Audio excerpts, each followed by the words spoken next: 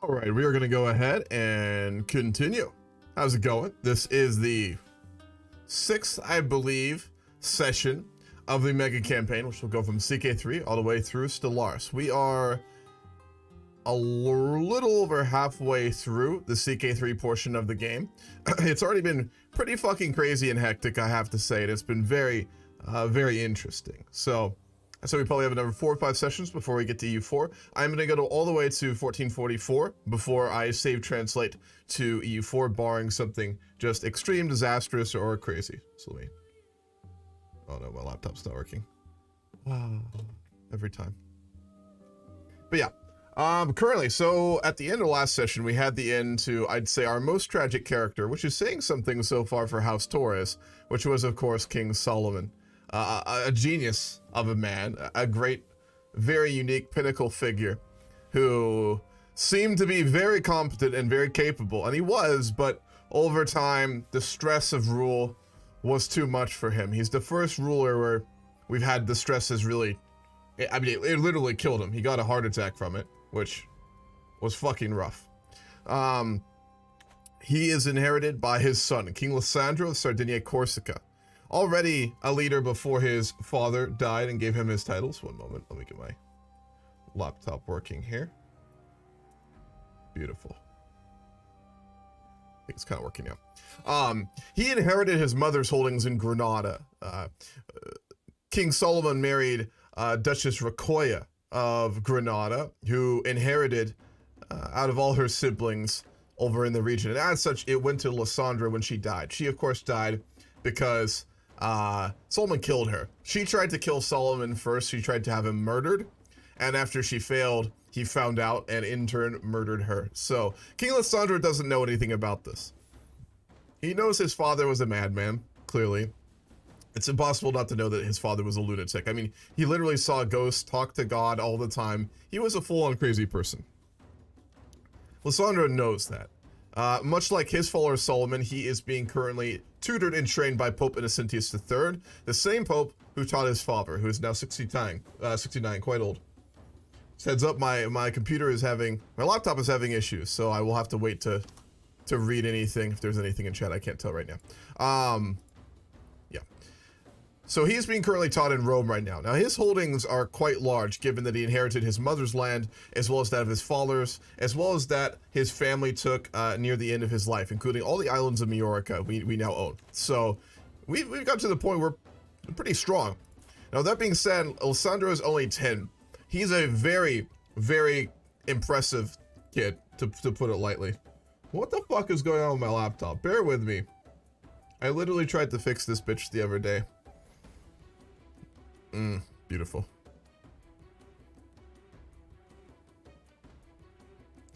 I need to stop using Google Chrome. That's half the issue.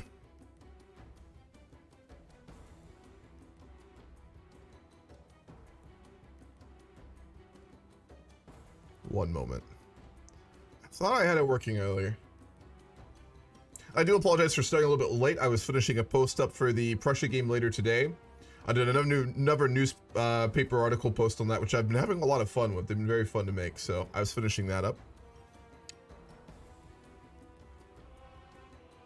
Alright, maybe my Twitch got logged out.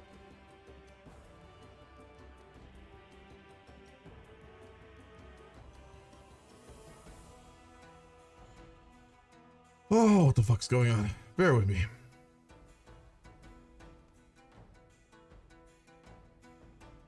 There we go. Okay. I don't want to watch my own stream. There we are. Alright, I can actually see chat now. Beautiful. My VPN was doing some shit. How's it going, Greeko? What's up, Lataus? Hungarian border gore. Yeah, it's pretty gross, isn't it? And what's up, Trucker Nero? What's up? Did someone say Texas? Mongol world enthusiast. I just finished with a comment on the Alessandro second episode. Oh shit, I haven't read it yet, Trucker Nero. I'll have to check that out a little bit.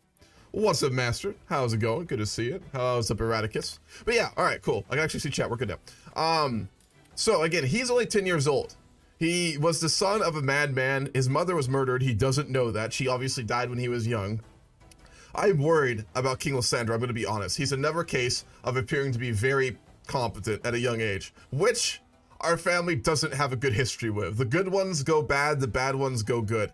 He is ambitious and diligent already. He's also curious, and he's probably a genius. I mean, this is an impressive kid. He's been essentially ruling Granada after his mother died at like age 9 and 10. He fought a battle because he got invaded and managed to win it with the help of his father. So this guy has already been through a lot, probably more than Solomon at his age already, to be honest. Like it's been a rough upbringing. He of course does have a martial education, so we are going to go home from Rome very soon. Not quite yet, but in a year or so, I am going to get him to return home to Granada, and we're going to get him trained by a proper tactician.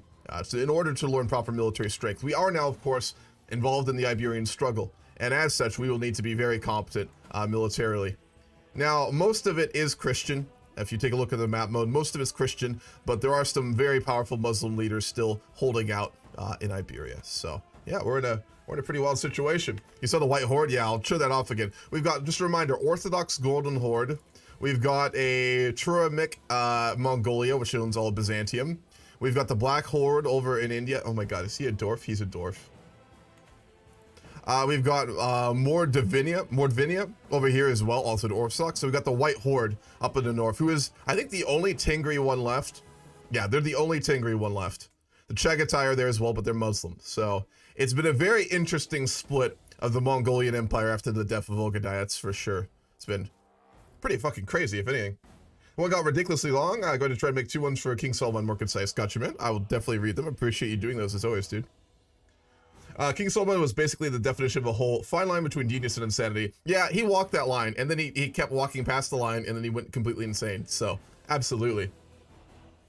What's up, Moose? Glad you liked them. Dude, I don't know. I try not to pat myself on the back with anything I make, because it's fucking... I don't want to be fucking egotistical, but I watched my own episodes, the last couple ones, multiple times just because they were so enjoyable, and I was like so happy with them. Yeah. Anyway, glad you think so, Moose. I did saw that actually existed in like northern Bulgaria and Romania. Yeah, the White Horde is also there. That is true. Damn. This is a really weird split. Yeah. Mongolia took Byzantium. They declared on Byzantium Greco. I believe the locals haven't converted. No, they're mostly Orthodox still here. I think we are going to almost certainly see a Greek revolt very soon, which we'll try and support if we can. But we'll see. So, all right, let's get going. Obviously, King Alessandro, ambitious, diligent, and curious, age 10. We have one sister, and one sister only, Princess Maria. She is older than us. She is paranoid and bossy. Also, very intelligent, very capable. Let's go ahead and her guardian is our dead father. So can we find her someone new? No, we cannot. That's odd. All right. Well, for our court, let's go ahead and look at our council. We're going to go ahead and name Jihad Gennari as our chancellor. Our father didn't like him because he was paranoid, but we're not a paranoid schizophrenic like our father, thankfully. So we're going to assign him as our chancellor. For our marshal, we'll go for Jihad Zarb of Mallorca, who is from Iberia, so probably loyal to our court. Did I get the right one? No, I didn't. Fuck. I pissed someone off. That's fine. For our spy master, we will go for Kiradori Majlouf of Lorca, who I believe is our uncle. No, he's not, but regardless, he will work. We'll keep our steward, we'll keep our bishop as well. And then, of course, we need to plan for our coronation, which will be hopefully the Pope, given that we are being trained by him. I hope that he is willing to crown us. If not, that'd be a little odd. Well, we're going to say in the RP that we're going to actually keep our capital in Granada. So can I switch it, or do I have to wait? When we're not at war, we're going to move our capital to Granada, given he has grown up most of his life in Granada with his mother's family, and his court would be in Granada, given he wants to centralize his power base. So I want to move our court there. I'll move it back to Sardinia in the future, but I do want to do that for the RP to start off with. But we are also still in the Jihad. It's not going very well, but there was a Jihad for Egypt. So we will probably want to send soldiers for that too. So where's my music at? There we go. Turn that up a little bit. Alrighty. For the coronation, we'll attempt to get the Pope to do it for us. We are again still in Rome being tutored by him. And he will do it for free. Beautiful. I mean, I would hope so. He was literally best friends with our father before he went insane. And hopefully it goes well. He doesn't actually really like us too much. That's odd. We will pay a moderate amount for the coronation. Not that we can afford it, but we'll do it anyway. We have a very small army, but we will send it to fight in the Jihad with Christians. I'm going to attach it to the Pope's army, and we'll go from there. Remember, we are still a pseudo-vassal of France. Now, I experimented a little bit with save file. I thought about making us explicitly a vassal under them, but then I was looking around the mechanics with it, and it would just kind of screw up a lot of things I want to do. So we're just going to keep RPing that we're a pseudo-tributary of France, and we'll do what they say. So we'll keep it like that. We do not have the money, so we will get everyone to pitch in for wine. So yeah, we're still a pseudo-vassal of France, and we're going to just put it more in the gray area. I don't want to directly be a vassal. It limits a lot of stuff we can do, like the court and stuff, so. The feed is winding down. I find myself deep in conversation with my kind vassal, Jedek Du Al-Nun. He inquires about my opinion on theocratical treatises. We are 10, but we're very intelligent, we're very learned, we're ambitious and diligent. So we want to know what he has to say. And we're going to befriend him. Beautiful. I mean, this is a very capable guy. King Alessandro's. You know that kid you meet who's just way too fucking old for his age, and his like intelligence is just like kind of like, you're too young for that. That's literally King Alessandro. So, whilst I am talking to people over dinner, Kuradori Majluf leans over. I wish I knew how to sound as clever as you do, King Alessandro. I wipe the soup off my chin and smile an intelligent-looking smile. He recognized true intellect. I see. Fuck. All right, wonderful. And then we will be crowned by the Pope, like our father and his father before him. A flock of robed men burst into my throne room, heretically searching the floor and uprooting everything from chairs to skirts in frantic search. King Alessandro, we are the followers of Basu the Headless, a great holy man who has been decapitated as part of a prophecy God gave him at birth. As often happens with holy figures, his head started rolling away. We will have to have been chasing it through the land, or certain rolled into your castle. We'll let them search it.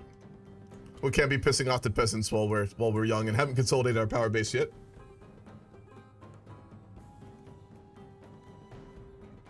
Greek War of Independence, yes. Mongolia conquered Byzantium, then Ogadai Khan died, and the empire split apart. Yes, exactly.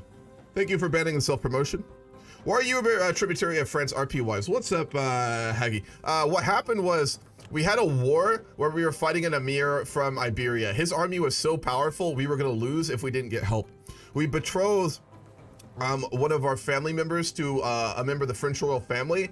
Their army showed up, but before their army showed up, our entire army got slaughtered in Lagadora. So we had no soldiers left, and they were sieging out Sassari. The French showed up with around 20,000 men, and RP-wise, given Mongolia was the Mongol Empire at the time, we RP'd that basically the King of France more or less forced us to become a tributary, which is something that actually happened a lot historically with Italian states by France. Not this early in history, but I wanted to make it interesting. So we were basically forced to become subservient to France and a pseudo-tributary vassal of them, is what we roleplayed. So yeah, that's what happened. Also, I'm gonna grab some water. I will be right back.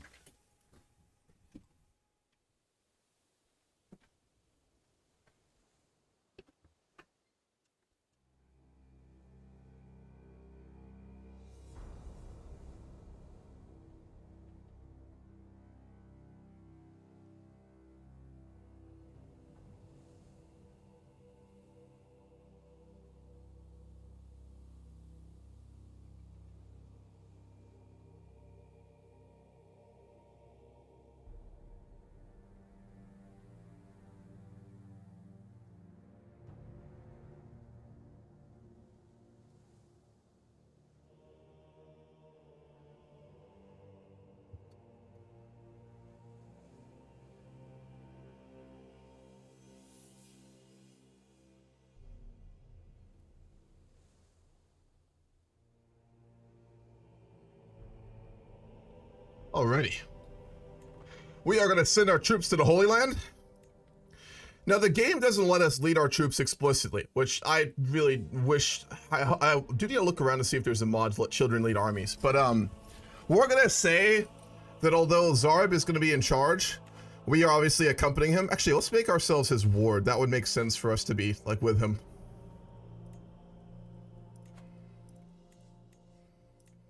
There we go.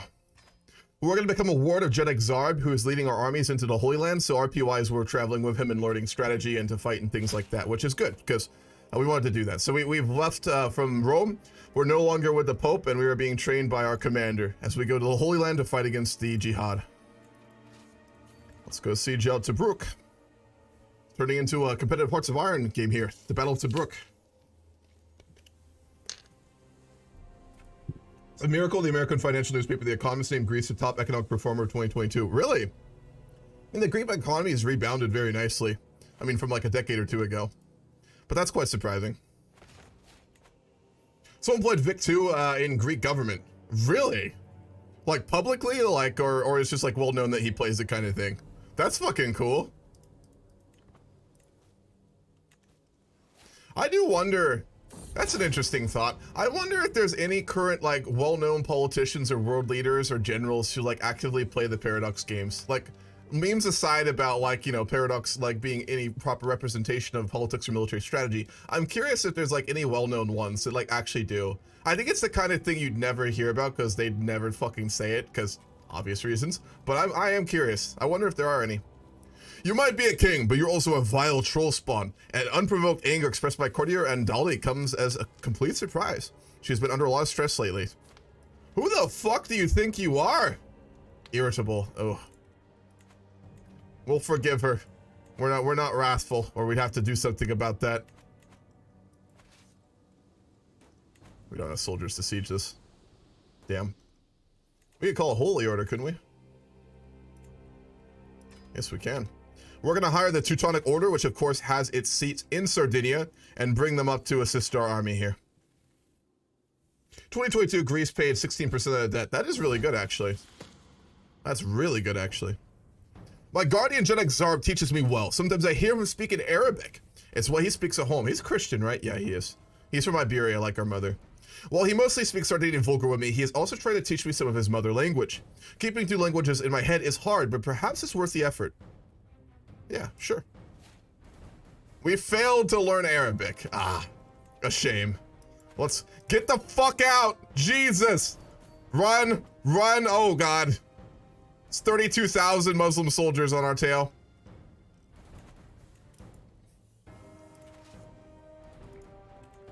We have crossbowmen, but they're not that good.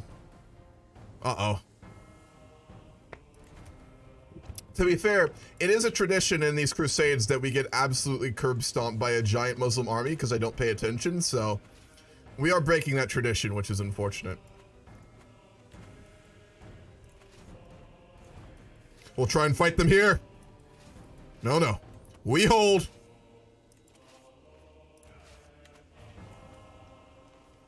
Here they come. Hold on. They're all running. Cowards! The lot of them! Where's my Crusader music? This is not nearly hype enough.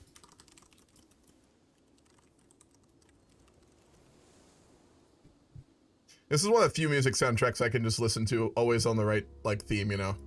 I really like this Medieval 2 one. So good. Alrighty. We have no choice but to retreat with the other armies of Christendom. Back from Tobruk. Have our people no faith?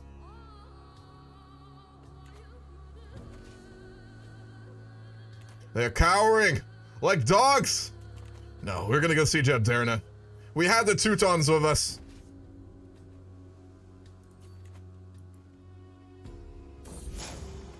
Soon, I will rule for real, without being overseen by fickle guardians and know-it-all teachers. And when I do, I must make sure I have my subjects under my thumb. This kid, man. Whew. Roderick is feeble and meek. Oh, Jesus. And I am sure my intimidating presence will inspire him to be loyal in the future. Choices, choices. Getting sociopathic vibes from our good king here, but that's fine. I'm gonna beat the shit out of him? I would get stressed. We wouldn't do that. This is beneath me. We're okay. We're not gonna bully the shit out of our courtier. Woo! King Alessandro, you don't need to go down that path. Not like you're every one of your ancestors. Oh, I should go there. Really? King Alessandro of Sardinia, your great appetites are renowned throughout the world. It seems that there's no recourse for our dispute other than to set it on the battlefield. The Duke of Barcelona. We're fighting the Jihad, and a Catholic ruler in Iberia invaded us from Mallorca with 20,000 men. We can't use the Crusaders here either. Oh, like his father before him, a war when he is young and completely unready for it.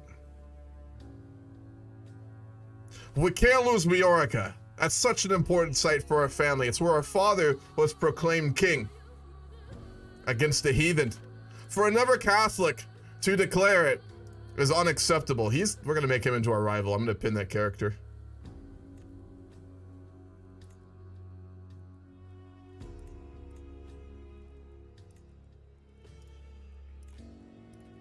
He is a stubborn, calm, but compassionate duke. How does he have so many soldiers? We can't compete with his army, period.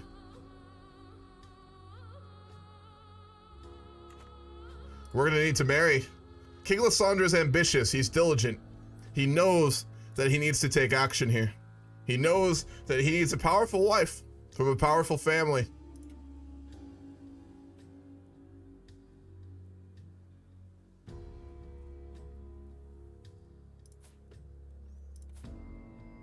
We are a tributary of France, so we are going to marry to the Princess of France. Princess Assassinations. We'll go with her. Given we are a pseudo-tributary of France, it makes sense that they would also come and fight with us. So, yet again, like our father before us, we will become beholden to King Gargamel.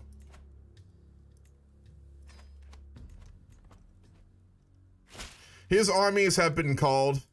We will leave the Teutons to fight the Crusade while we bring our soldiers back to assist the French in pushing back the Barcelonans.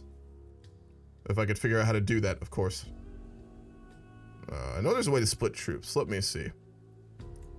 Yeah, split off hired versus not hired. There we go. We will send our main force back to Sassari. The Teutons will remain to fight for us, representing Sardinia.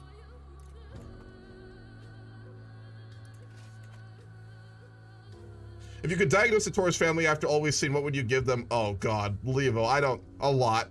They've got a lot going on mentally. I would say schizophrenia runs in the family for sure. Alcoholism definitely runs in the family. Just extreme paranoia brought on either by bipolarism or schizophrenia. One of those. Something in that area. I can't diagnose that, but it's in the vein of something along those lines. We can call Duke Corolla of Savoy as well. We'll do that. He's a family member. Wow, the Duke of Savoy is from House Torres. I didn't realize that. When did that happen? The whole Duchy of Savoy is from our house. Whoa. How did that happen? We must have gotten a matrilineal marriage. Yeah. Oh look, another family member. Oh no, that's not our family member. I thought that was ours. Wow, okay. So the Duke of Savoy is House Torres. That's really cool. Yeah, alcoholism definitely. That one's obvious. Ah. The criminal. While passing through the streets, we come to the pillory. A man was stuck there, begging for water or any kind of relief from his fate. We can become callous, become compassionate, or we can do arrogant. I'm gonna do a dice roll. By the way, I was looking for a plugin for the Twitch chat to let you guys do dice rolls, and I think I may have found one, but I didn't set it up. I want to start doing that. I think that'd be interesting for some of these games. So for now, we'll just do a dice roll. We'll do a 1d3.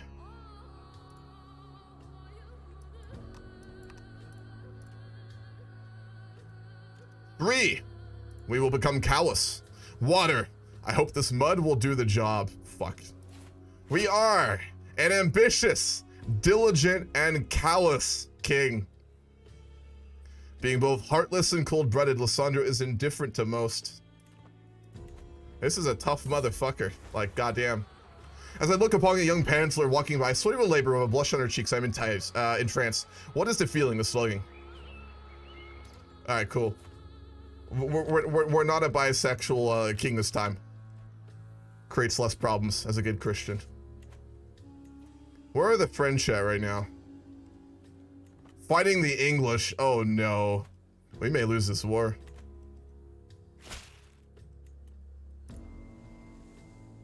We don't have money for mercenaries. The King of Savoy is sending his men. That's our only hope. We're gonna have to defend the keep in Sassari. This will be rough. Duke of Barcelona is married to Sarah, the daughter of Alessandro. Oh, fuck! He is! He's married to our aunt. I remember Sarah. She's the absolute unit. Fuck. Wow, our own kin of kin is declaring a war against us. Yeah, he's gonna become our rival. For sure. Here come our allies. The French have sent some divisions. Divisions. I've been playing Hoy. And so is Savoy. They're gonna siege out the Isles, but they'll have to come to us. And when we do, we'll push them back into the ocean, like we do of everyone who besieges our island. Let them come! They have a big army, though. My king, you are currently in possession of something that should be mine.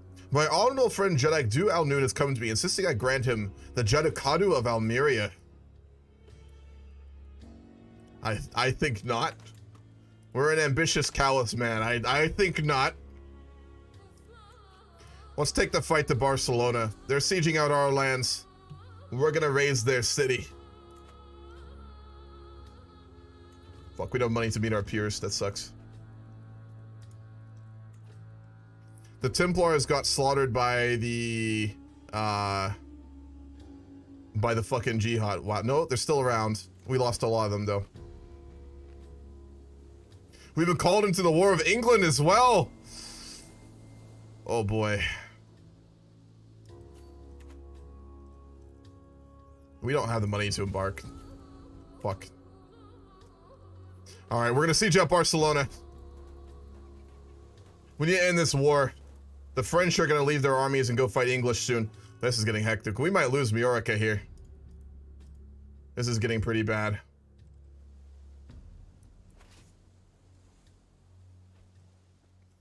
Could try and fight them. We'll have the advantage in Sassari. Takes them 3 years. We'll be done in 9 months. We'll siege out Barcelona and we'll attempt to push them back in Sassari. Hopefully, our allies will march with us. For if they don't, we're not going to win that.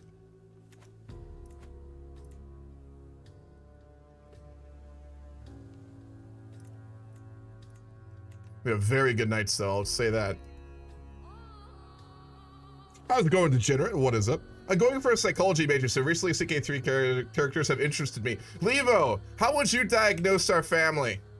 Given you're studying psychology, what would you say our family has that's hereditary? Because there's more than one thing for sure. What would be your diagnosis with your with your reading? Dilemma. Oh, Jesus. It's a lot of fun to be around. She usually demands a lot of attention, but I do not mind. Every time I see her, my day is made better. Whenever our eyes meet, my stomach fills up with butterflies. Oh, I wonder if she would like this poppy that I found. Who is this? That's a family member. No, no, no, no. No, no, no. No, no, no. No. No, absolutely not. We don't need more of that. Our family needs a break.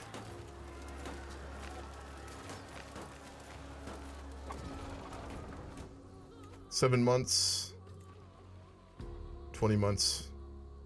We can get there in time. Wish my country could relate. Fucking true, Moose. As also from your country, I can relate.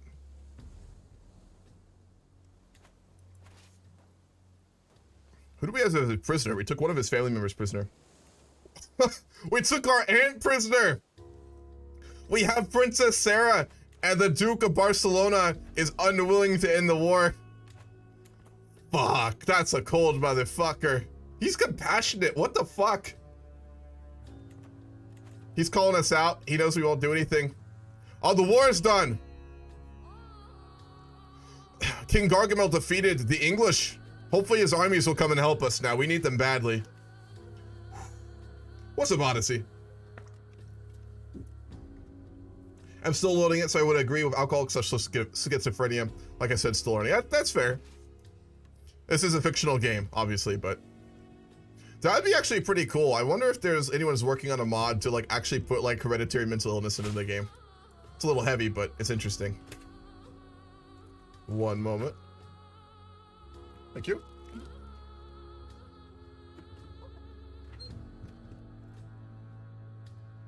Lower taxes in Sardinia. The tax burden on your vassals is getting too heavy to bear. I urge you to consider lowering taxes. We are callous and ambitious. Fuck no.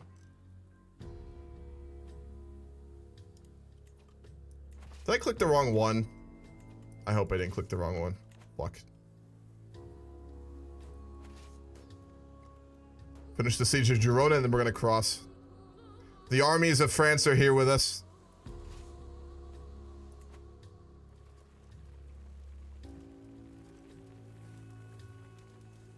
This is gonna be a big battle. Oh boy. Alright, let's do it. It's time!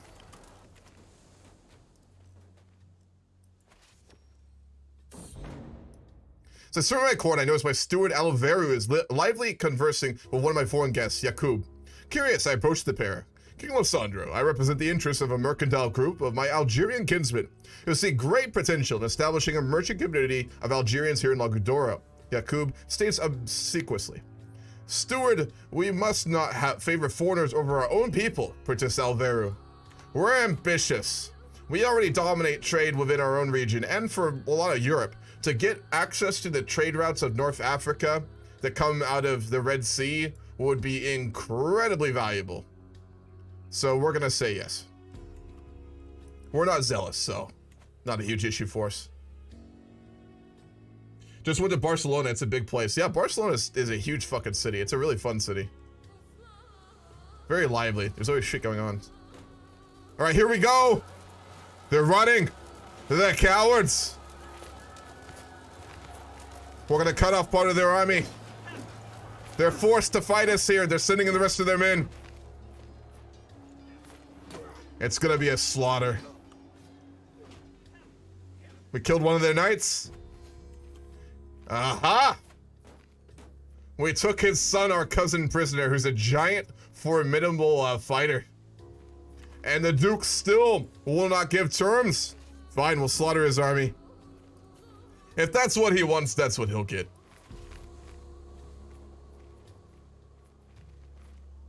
The French are following us, right? Yes.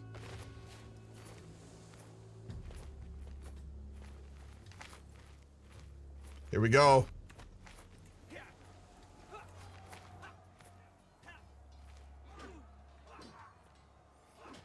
We slaughtered the rest of his army. Are there any left? There are not. Spake back Mallorca, and then we should be able to end this war. I mean, winning this was good, but it continues to reinforce our position with France, which is unfortunate. The fuck is that?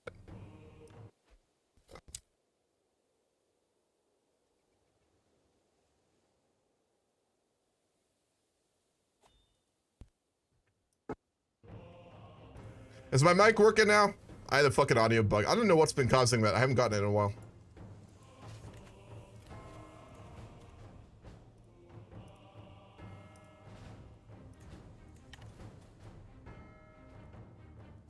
Let's ransom his son.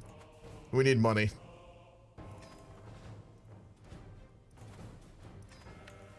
We'll ransom our prisoners. They're Catholics, so.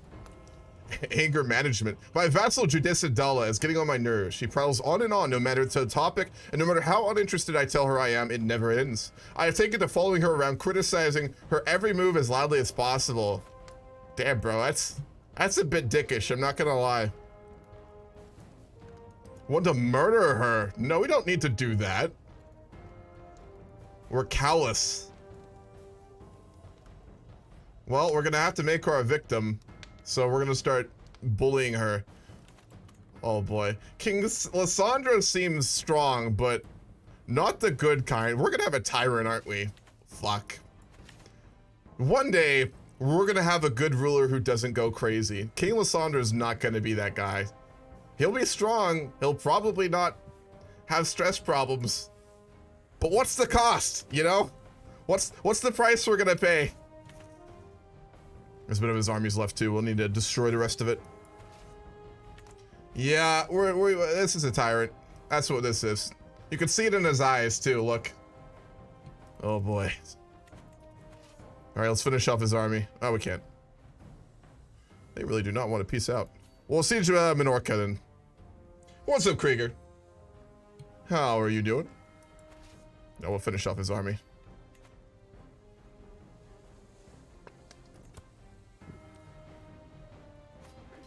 Here we go. The war is over.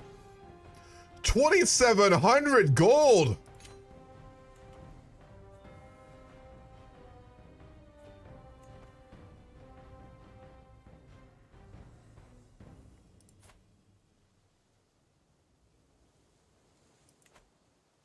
We took everything he had and then a lot. We have permanently destroyed this man economically.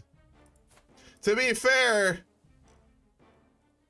I mean, he had it coming, but Jesus fucking Christ.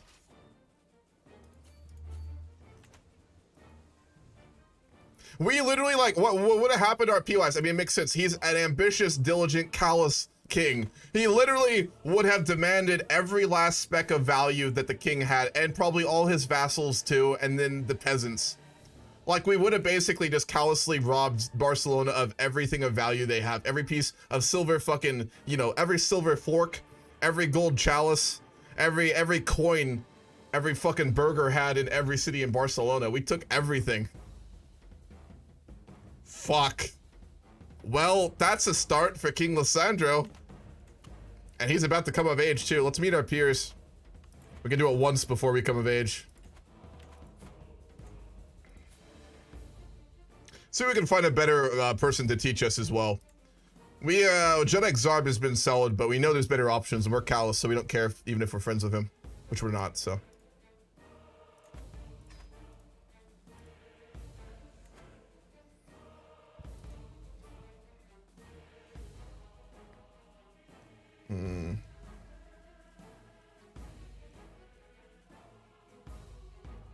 He actually might be our best option looking here. What about our family members? We wouldn't leave though. What about maybe our knights?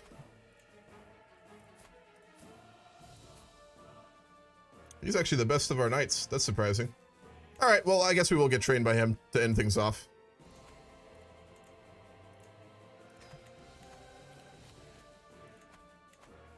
Jesus Christ, though. The amount of money we got is just insane.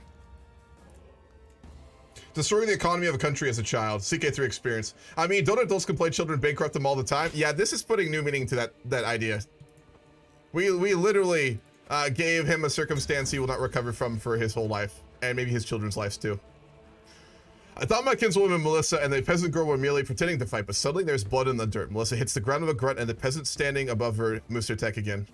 We're gonna join in on beating the shit out of our fucking cousin. This is not a good man.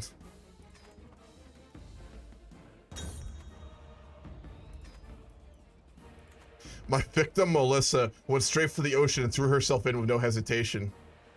What started as playful splashing soon turned into something more frantic, and slowly she disappears under the surface.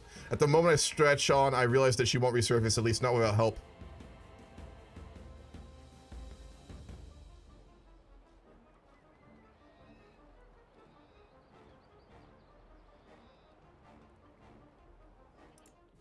We're gonna let her die. Oh god. The villain origin story begins. Let's do it. We are exploring the local church with my kinsman Clementi when I stumble across my Archbishop of Boris surrounded by scrolls. They are journals from long ago. You're interested in such things? Yes, absolutely. Apparently we are. Nice. We got learning. Yep. How much gold does Barcelona have? Negative 2,500. 2,300. He is very rich though. Whoa. He is so fucking wealthy. I'll give him that. But yeah, negative 2,300.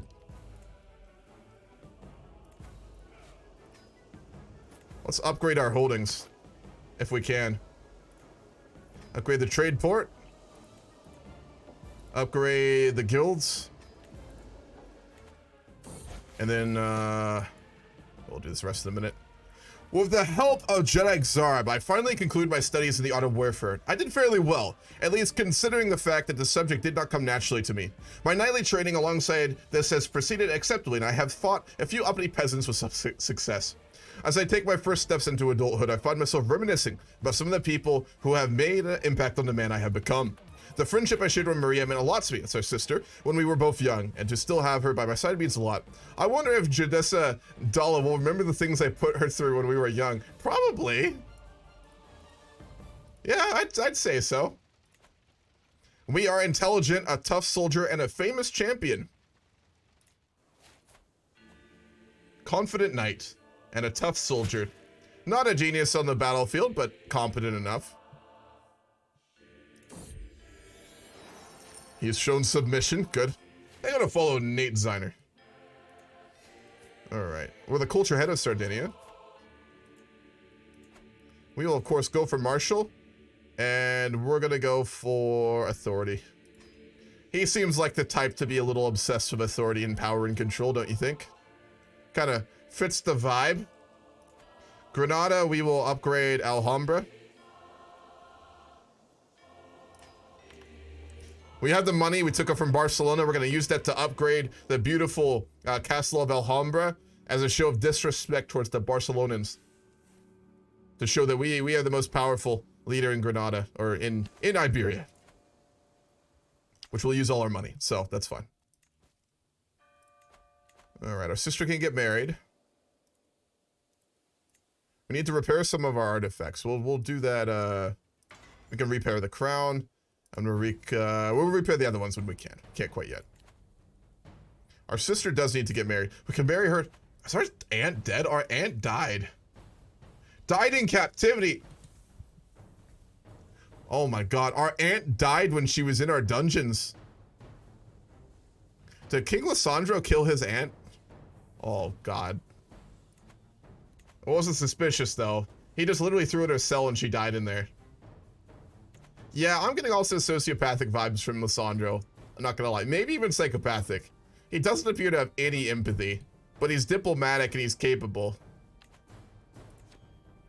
We went from a crazy king to a psychopathic king. A feline hunter. I think I found the reason why some days are more rat-free than others. My vassal Judesa Grazia happily declares as she moves aside to reveal a servant holding a very displeased cat. It wriggles in an attempt to free itself from the scratching up arms of the servant, mewing in a rather endearing fashion. I'd say this is one successful rat hunter. We'll get a cat.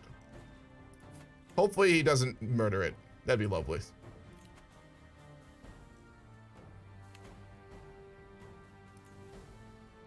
We need more control in our counties. We have a lot of soldiers now. Holy fuck. Is it because we still have the Holy Order? Yeah, okay. I was about to say. That's a little much.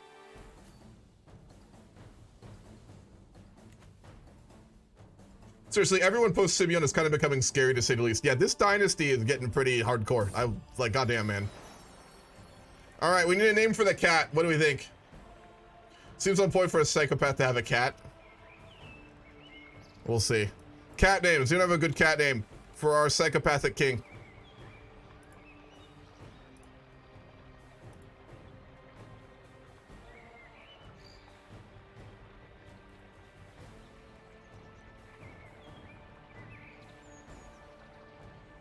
Casper, Dog, Big Puss, Lucio, Bundy. We'll go Casper. Our father was friends with ghosts. We're gonna name our cat after a ghost.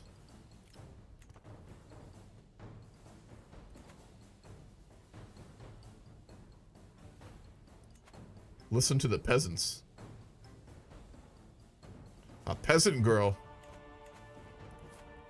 Well, I'm betrothed to the Princess of France, so... Oh, man. He is callous. He wouldn't give a shit. Rumor about a peasant girl catches your attention. Let's see where this goes. Mark of distinction. As the renown of my dynasty grows, familiarity with the glorious Torres Shitaru sigil spreads too. My family's emblem is now common knowledge, listed among the great royal families of the region and the highest nobility of the Sardinians, as it should be. Our dynasty is famed now. Our banner, nice. Juana the Maid of Ibiza. My lord, there are strange tidings from the country of Ibiza. As our country suffers from the strains of war, a young woman has come forward and declared that the Lord has spoken to her. Does this remind you of anyone? I don't mean Joan of Arc, I mean literally our father. And instructed her to deliver us from the enemies of our land. She wears armor, wields a sword, and rides with the soldiers. Her name is Joanna, and she is said to be approaching your court at this very moment to offer her service to you as a leader in the war. Surely it's an absurd notion that a young peasant woman should take the role of a grand marshal or a general in the king's armies. Oh lord, here she comes. 32 marshal. Brilliant strategist. Could we marry her? We could marry her. Celibate. Fuck! Bullshit! Bullshit! Damn it! Can we make her not be celibate? God damn it. It's her actual cat's name. Hell yeah. Name after your aunt? Oh, that... Fuck. My king, the lords of the realm complain. They think it most unfitting and strange that a young maid of low birth is followed by such a prominent position when there are noble lords aplenty, who much more well prepared and competent to lead your armies. Some are asking for you not to do this, deliberately to insult them. There's also the issue of her claiming to be a personality sent by God. It sounds rather heretical. Yeah, our father was doing the same thing, so what's the difference? We're callous. We don't give a shit. Let them be angry. Alessandro, my dear friend, I was once again reminded of your victory against Duke Joan Guaranu, so I decided to write a poem about your triumph. Du Alnoon says, clearing his throat. Quarrel and Bloodlust, a work of poetry dedicated to his victory over Gunaru. When red-plumed war comes to his lands, it'll ne'er find a keener set of hands. His subjects prove grateful, for if they are not, they'll soon see on which side they have fought. It's basically a threat to our vassals, so I think King Alessandro would be a huge fan of that. He became our best friend, nice. Also, let's get decked out. We're obviously a bad man, so let's get something fitting that. You need to make him look like an absolute fucking cunt.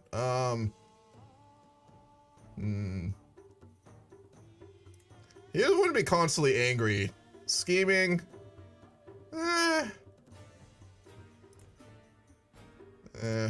Callous, there we go. That fits our boy. He's a famed champion, so he's the type of dude who would just walk around in armor all the time, let's be honest.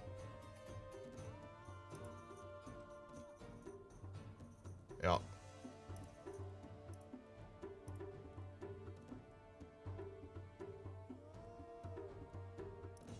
Yeah, that's about right. Alrighty, let's go ahead and hold court. I'm faced with Licio de Torres, sad eyes which grow larger and more pitiful as his acquaintance Wasim gently ushers him forward to my throne. It's a possessed courtier from our family. King, the boy has been at Gregoriu's court with no one to watch over him since the death of his dear papa. Please look to his future. Not the crown's problem. In a brief moment of silence, I see Curador Judah scoff loudly before realizing that it's his turn to speak. My liege! Smiles and laughter are a great indicator of a lively court, thus I have a suggestion for someone who would make a good gesture to entertain us that would come to visit. Liege, if I may. A gesture will ruin the sophisticated air of this court and replace its refinement with crude infantile humor. Yeah, he'd be pompous type, so he wouldn't want that.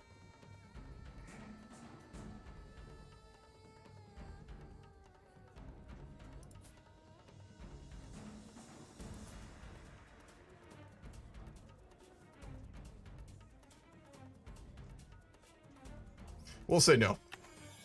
My friend Jedek Du Alnoon comes forward, apprehensively escorted by his wife, Alfield, who seems in bad temper. She spouts up, my lord, Ilsa is trying to seduce my husband. An affront to God. Everyone knows she's a miserable schemer, spinning webs and toying with lives. If there's no proof, we don't care.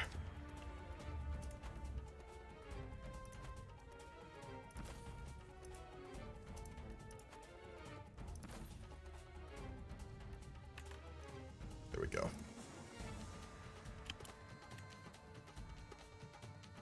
Can't wait for victory tonight. Hell yeah, what the? Looking forward to it as well. Did you see the post I made?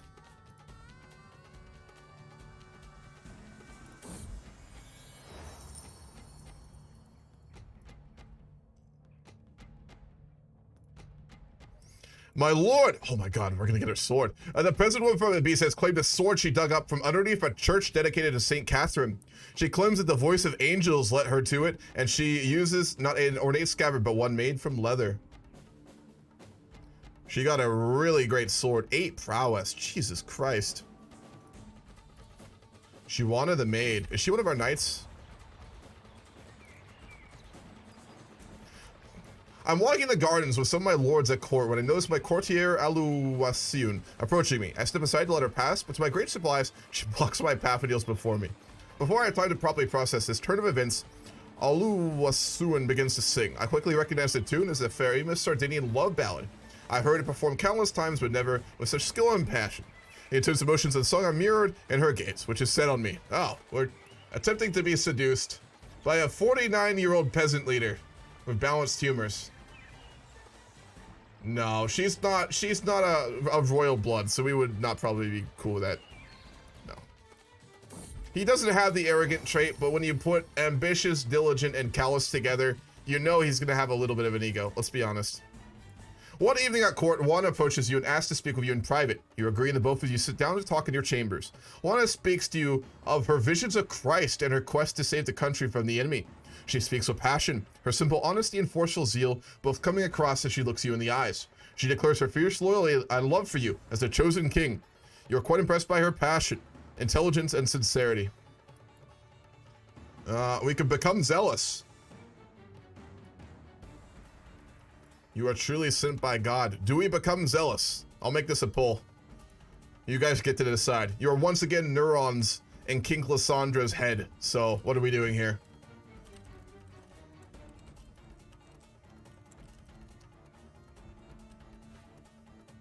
Flash pull.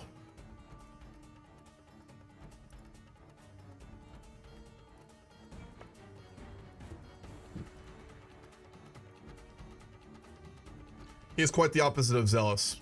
I agree. But I think he's also the type that could, I don't know, he's ambitious, he's callous. She literally just pulled a magic sword out of underneath the cathedral. But then again, his father's own religion drove him crazy, so he'd know that. And he's not stupid, he's an intelligent guy. It's a tough call.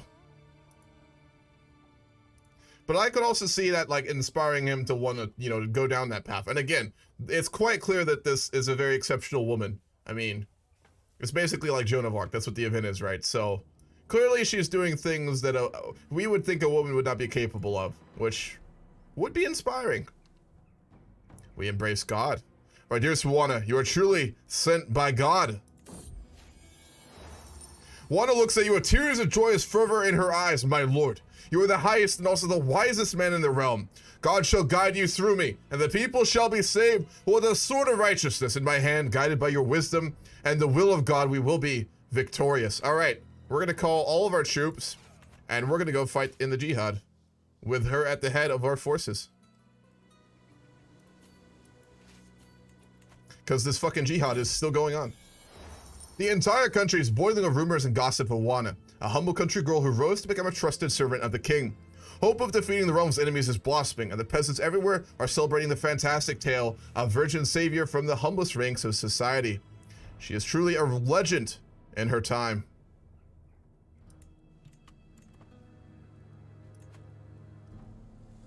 Yeah, if we can use her to win the Jihad, oh boy. It's good to have a loyal crony. Yeah, it is. Let her prove herself in battle. Exactly. That's what we're doing. We're giving her all of our forces to go beat the Muslims. I've received a strange report from one of my officials stationed in a village in the distant corner of Granada. Several weeks ago, loud noises were reported one night. It sounded like blacksmiths at work or carpenters building houses, yet no such activity was being done to anyone's knowledge. This morning, my official went from the locals to investigate the source of the noise. All they saw were a few fallen trees, and odd clumps of dirt on the ground, and a rod made of some kind of wood. When touched, it emitted a loud sound that temporarily deafened all who were present, and a great light appeared for a brief moment. No one has been able to take the rod to do that again, despite repeated efforts. The peasants believe that this rod is a holy relic from God, But my official, a scholar, is more skeptical. As the report concludes, I have no doubt God would never leave divine artifacts lying around like trash. After all, he would surely prefer we study and learn from his strange things to further our knowledge of natural phenomenon.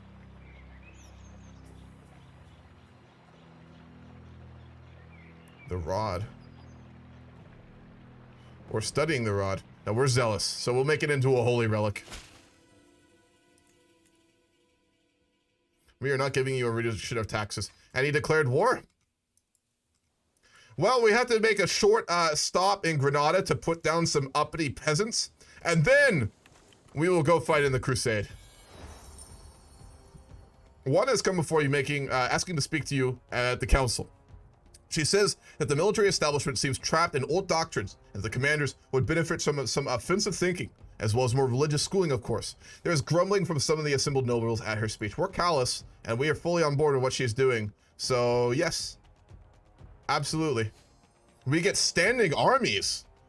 Whoa. We just got a free tech from that. You need to remarry with your true love of your people. Manipulate her to believe that God wants her to have your children. She is celibate, though. That's the problem. Normally, I'd say yes, but she's fucking celibate. Which is bullshit. I wonder if there's an event to make her not celibate. I mean, she's supposed to be Joan of Arc, who was famous for it. Fame trait.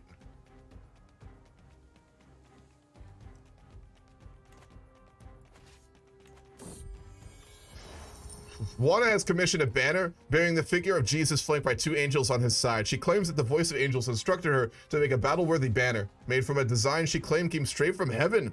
The words Jesus Maria can be found stitched on the side of the banner. Famed large wall ornament. I am curious about one thing though. Let's see. Nope. Nope.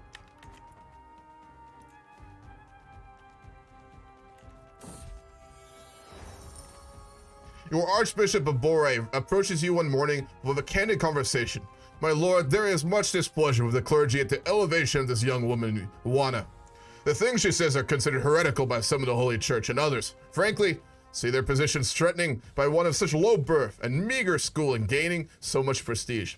I would advise you to consider whether it is worth protecting this young lass at so great a potential cost. We're fucking callous. We don't give a shit. Balthasar for our first child? Alright, we can do that. Let's deal with these rebels.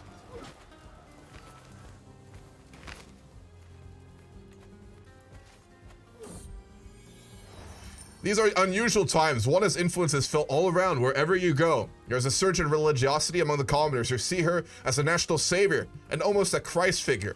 Among the nobles, many are charmed by her pious innocence and energetic zeal, in spite of most of them having viewed her as a dangerous upstart. Meanwhile, the clergy is divided, some seeing a heretic and other a saint. Nope, we're fully on board. She's literally made him into a religious man.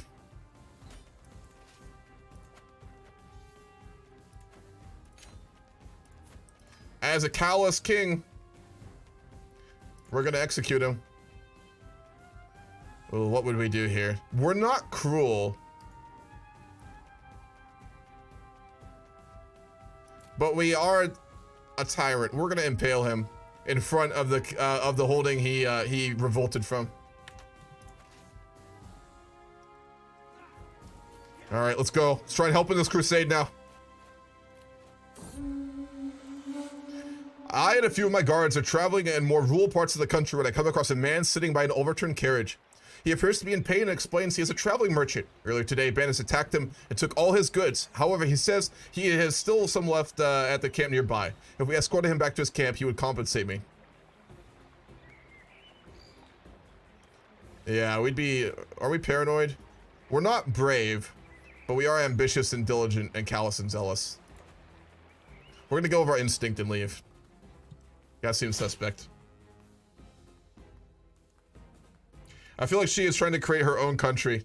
Yeah, there's a good chance of that.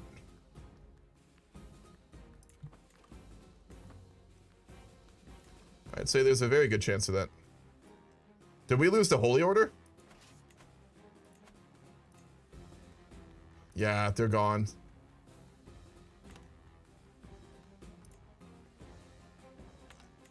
Can't heil the Knights either. Alright, we'll just have to go with the soldiers we have.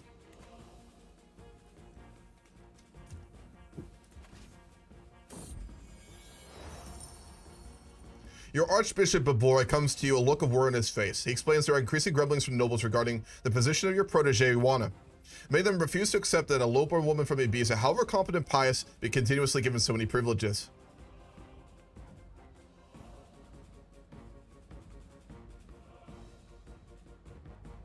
We're gonna knight her. She's not noble? Bring her before me and I shall knight her. Tonight I've stripped myself of every symbol signifying my... What are you up to, man? My rank to walk anonymously among my soldiers. It is a quiet evening, so when the argument breaks out, the words reach me loud and clear. An infantryman is trying to convince his commander, my vassal Archon Nitso, of the advantages of an alternative strategy. Nitso will hear none of it, and as I approach, the inferior man raises his fist. We're callous, we do what the fuck we want, we're gonna stop him. My trading has served me well. A few moments later, I have Archon Nitso in a firm arm lock. Let this be a lesson. Your king does not look kindly on closed-minded fools, no matter their rank. Thank you, my lord. You will never be of a more faithful servant than Umberto Piras. He's semi-competent, I guess. And we're gonna adopt his strategy. We do what the fuck we want.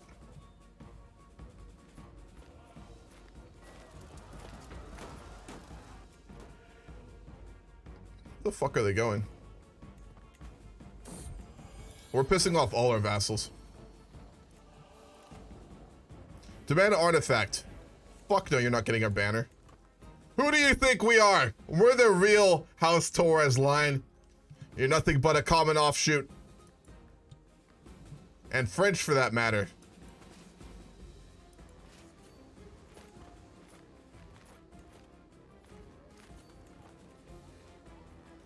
Come on. We need to get the army to follow us. Some are gonna follow, but not all.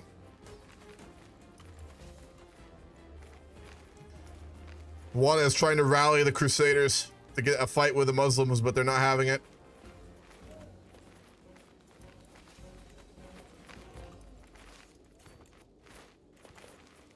Nope, they won't do it.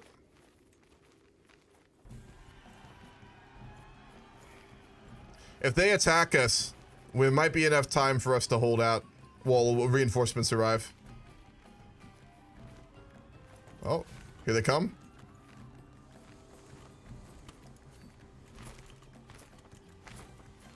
I'm committing, fuck it. We're gonna lead our men to glory! Hold on, where's the song? Play the fucking song. With the fabled, mythical, impressive young woman, now a knight of the Kingdom of Sardinia at the helm of our army, King Alessandro and his knights lead forth the crusading army to fight the amassed forces of the Muslim heathens upon the battlefield. A show of our faith. We went in with no support, and we slaughter their army.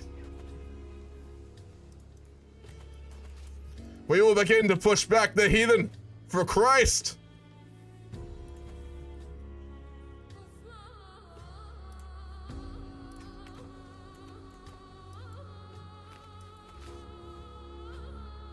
We will not wait with these cowards. We actually have our siege equipment this time too, wonderful. We'll pet our cat too. Goddamn right. We're going into a lot of debt for Christ, but it's worth it.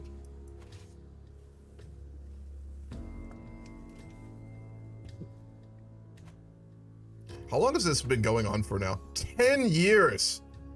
A 10-year-long jihad. Wow.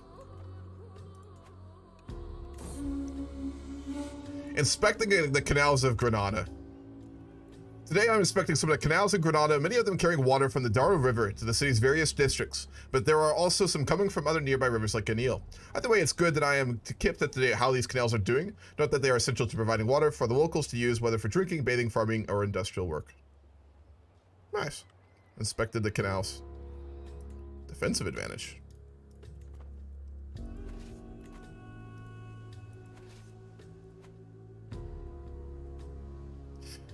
The rest of the Christian armies are dithering about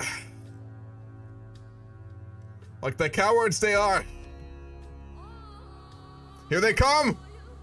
Prepare to hold! Men of Christ! We're gonna get no support. Oh, fuck. Oh, fuck. We were pushed back. Our Christian brothers did not come to our aid. They let us be slaughtered.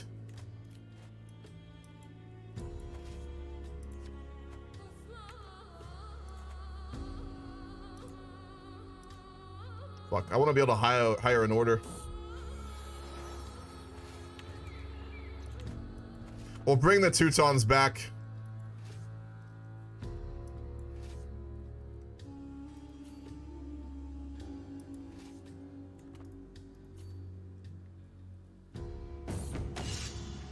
I'm sitting on a mat table when Jedi Gabinu and Jedi Gunari discussing our strategy on the ongoing war. Gunaro eagerly points out that all the prime targets we should immediately spending raiding parties to pillage, while Gunari sits back and patiently advocates for us to secure critical locations, and wait for the enemy to come to us instead. We can utilize both strategies. And we are going to go ahead and go straight for Cairo. We have God behind us. Murder holes and priest holes. We're gonna get spying holes. We can't afford it, but that's fine.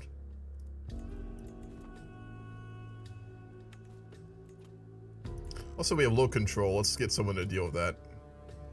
And Lagudora, damn. Would have something to do with the besieging army, I'd imagine.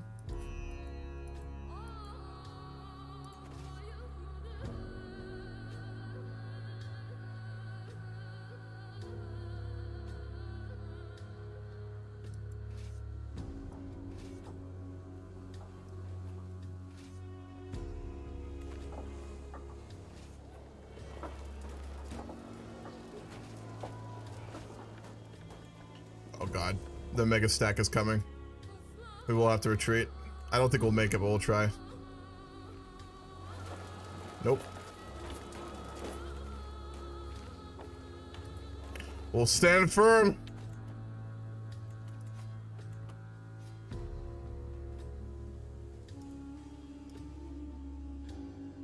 Our army is crushed yet again, and our debt continues to go up. Damn, we can't catch a break here. Mongol Empire split up. It's Mongolia, Golden Horde, and Chagatai. They're all huge, though. They're most of the map.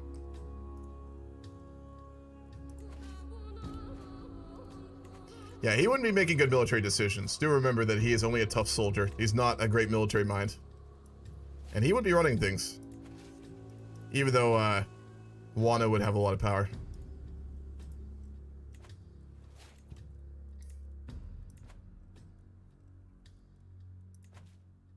Or bring control back to Sardinia while we are away.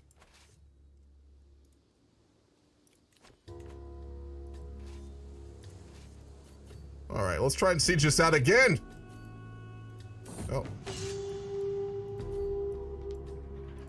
I have seen heathens fight. I know of what great viciousness they strike down the faithful. In the name of St. George, I will stand against them with the courage he grants me. We are a holy warrior. Damn. Teutons want more, that's fine. Oh, they solved our money problem. Beautiful. The Teutons have expanded and given us a bunch of money for it.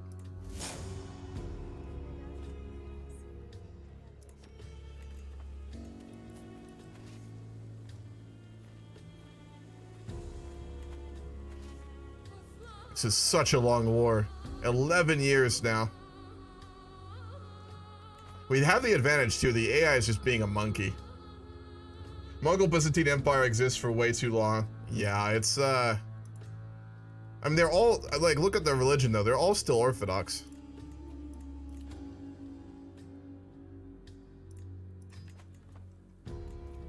They hit our army again and we got no support. Oh man, the AI is really being fucking bad here. This is kind of crazy. They're all just attritioning over here.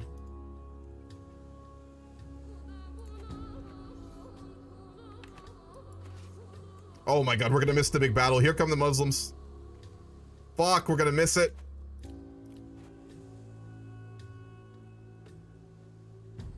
They've completely split the armies of Christendom. Fuck, we need to get there.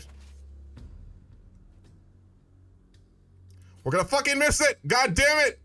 Oh, they're getting slaughtered.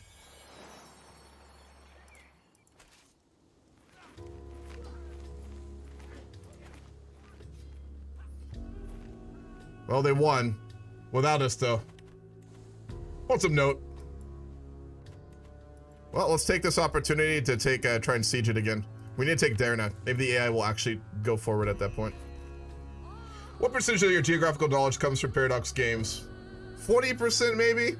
Zambonius, I'd say 40. I have read a lot of history books and been interested in geography since I was a kid. Say 40%. I think that's a fair estimate. What about you, if you're being honest? A band of 700 paleskins Sakiba slaves from the Eastern Europe have come from Emir Mizwar.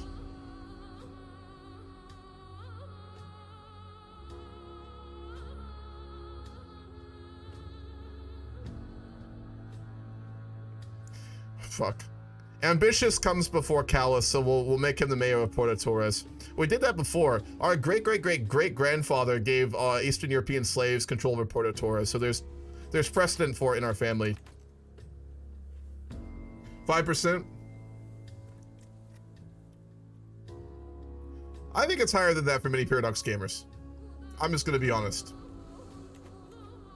Here they come again.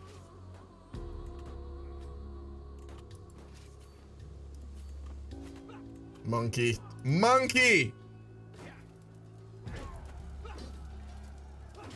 Christ, man. Come on, AI. This is bad.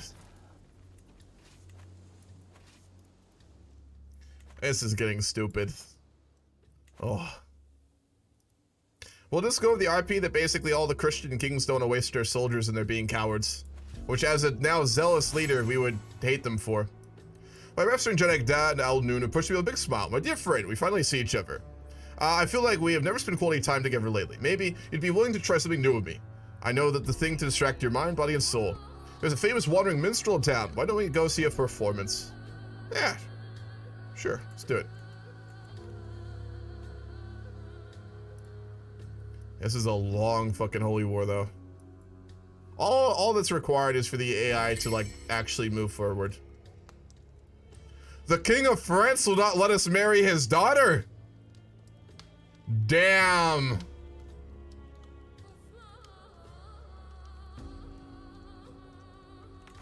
There's a lot of polygamists. Are we married?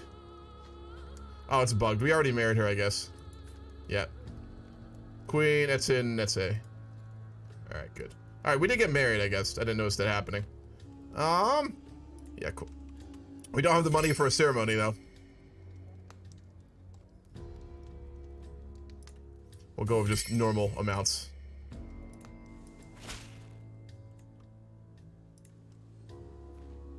I don't know what to do here, because we're just going to keep losing this shit because of the AI. I know what I'm going to do. No, actually, I can't do that. It might fuck us up.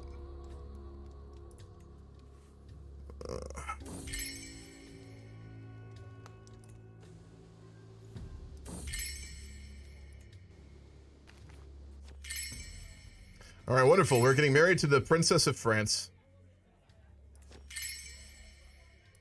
Beautiful. We've done this event before, and I want to try and end this fucking holy war.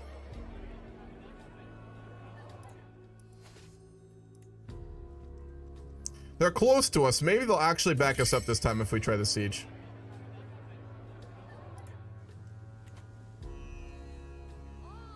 Oh, God damn it. I know what I'm gonna do. Next time they attack our army, if we're not gonna get assistance, I'm gonna tab over to the HRE and play their leader and get them to actually move their armies to help us. Fucking hell. Alright, let me try something. Because this is just fucking stupid. It makes no goddamn sense.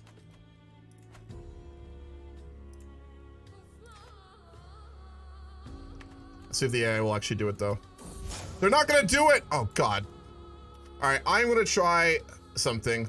I'm gonna get the save in case it fucks up our character or something, but because I'm getting tired of this. This is an AI issue.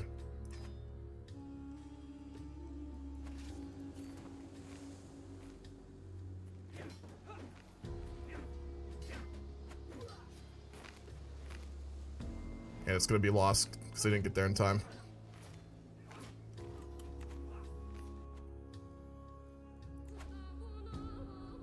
That's fucking annoying.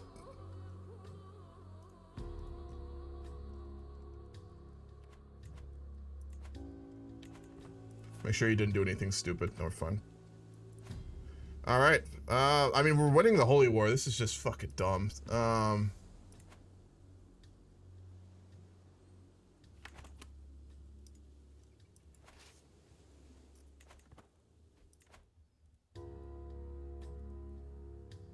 I'm not sure what to do here.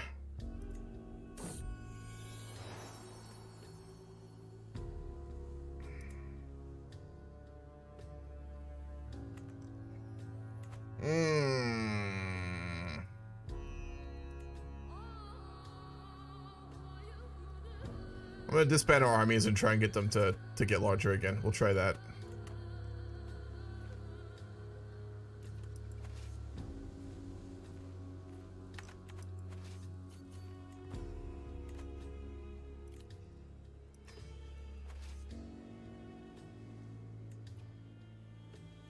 Can't.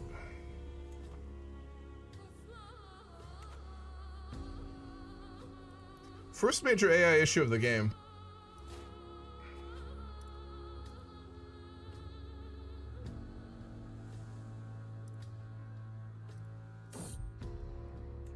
We had a local noblewoman who is a renowned dog trainer. Under her expert guidance, she has trained many dogs to be hunters, companions, guards, and more. When I ask her what her secret is, she scots and saves. You got your people, and you've got your dogs. Dogs are loyal and stupid, people are smart and devious. I'll stick with dogs. It's accurate. Dogs are better than people. Oh boy. Alright, let's go. Oh my god, the armies are actually moving. They're not. Oh god, come on. We need a dub here. Jesus Christ. Finally! Jesus! Alright, we defeated their army. They've lost a lot of soldiers. Can we please get this fucking siege? Holy shit. After the first 2 years, it seems everyone in the country has gotten used to Wana and Sila. Some appreciate her and some do not, but the more violent controversy and commotion has died out and people are preoccupied with other matters. Wonderful. We are good. Force her into the war, white piece it if you could. We could, but it just doesn't make any fucking sense. I'm gonna try one last siege.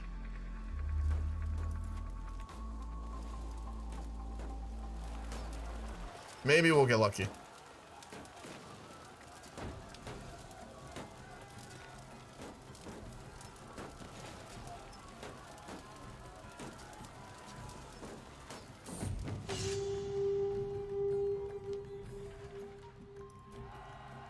I've seen it how it happens. A slight lull in the middle of combat. The brief period when neither side is pressing into the fray and the melee breaks. Like waves parting around a rock. We'll go for Reaver. Well, okay. Here they come again. Are we getting help? No, we're not.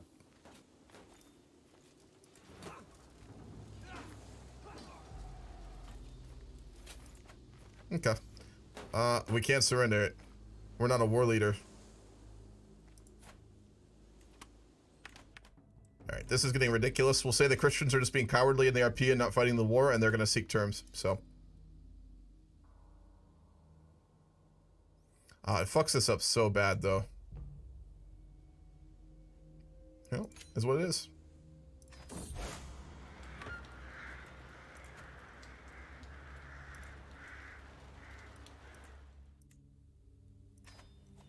Alright, so due to poor organization, cowardly actions by the Crusaders despite numerical advantages, the Jihad was successful for Egypt and the Crusader and Pope did seek terms. Because that shit was ridiculous. So we're going to move on from that. We still are a very religious king and would see the actions there as basically an act of heresy, if certainly impiety. And we would be looking for some way to redeem ourselves and push the Christian faith, especially given Juana's in our court. So I think we're going to wait a little bit for our troops to come back, and then we're going to probably start fighting the heathens in Iberia and push them out entirely. It would make sense for what he would want to do.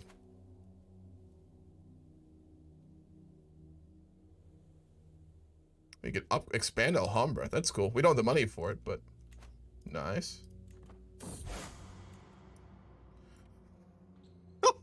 A papal envoy has reached my court bringing news from the Vatican. Pope Eugenius issued... Oh, he's dead. Our mentor and our father's mentor, the Pope Innocentius, has died. It's now Pope Eugenius. Called it righteous for all Christian rulers. As a Catholic king, I'm expected to prepare my men in support of this most holy cause, sponsored by the church itself. It's for Croatia against the Mongols. Let's do it. We have to fight 40,000 men. Wow. All right. Is there anyone of our dynasty we can make our heir? We'll make our cousin George our heir. Or our beneficiary, rather. Oh, so we are married. Let's go ahead and try and, let's try and romance our wife. 0% chance. Dislikes callous. Dislikes ambitious. We have a chance to seduce her. We'll go for that. We need kids, though. We definitely need kids. We lost so many knights in those battles. They've just been slaughtered.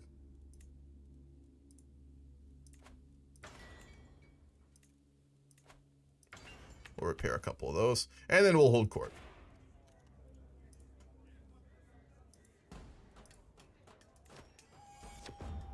A thin, raggedy peasant stands before me, gawking at the opulence of my throne room.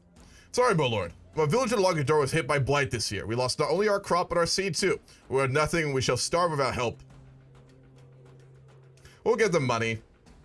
Callous doesn't mean we wouldn't make, like, good decisions to upgrade our realm, so we'll give them the funds they need. The woman who approaches my throne is clearly a commoner. My lord, I represent the local community of Sassari. In the last few months, our cemeteries have been plagued with disappearances of bodies. All have been dug up and left with no trace. Blasphemy.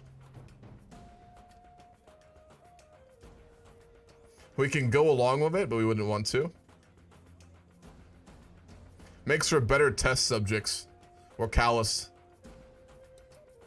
But we're zealous, so we wouldn't support it. So we'll tell her to cut it off. My vassal Curadore Vifimi approaches my sword with a young man in tow. My liege, my acquaintance Madia Dizori. Not bad. I seek the opportunity to serve as your retinue of knights. We need more of them, so we will accept. We very much need more knights. We lost so many fighting in the Jihad.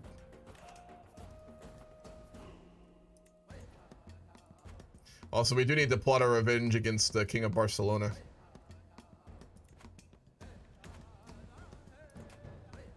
Nope.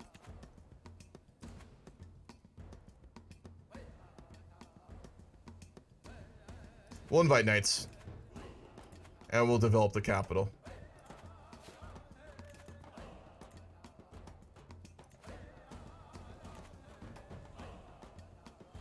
This is what I meant by forced surrender. You didn't know. Yep, yeah, I know. I just wanted to avoid doing it because it really fucks up the religion aspects. How's it going, Nico? A lot of blaming out this game. Yeah, there really is.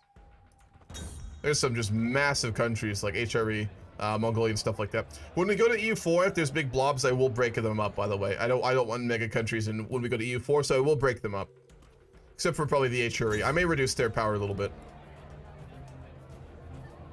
He claims our ideas of warfare are misguided. That's our mentor. He is much more competent militarily than us. Actually, not really. I think we have higher martial. Yeah, we do. The feast is dwindling down and I find myself deep in conversation with my insatiable martial Jeddak Czar. He inquires about my opinion on sugary treats. Or callous. We don't give a shit.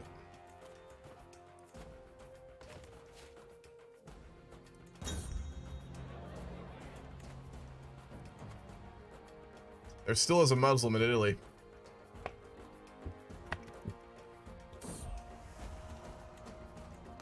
I've been aware that the Queen Etienne... How the fuck do you say your name? Etiennette has very close to her friend Aliarde. Gaining her favor would help me catch Etienne's attention. We'll go for it. She has a hook on us now, but that's fine. The Next time we meet, Etienne offers a wider smile than usual. My friend Eliarde told me how you helped her. I want to offer my thanks. Good. There we go. Alessandro, that cat has to go. Really? She doesn't like our cat.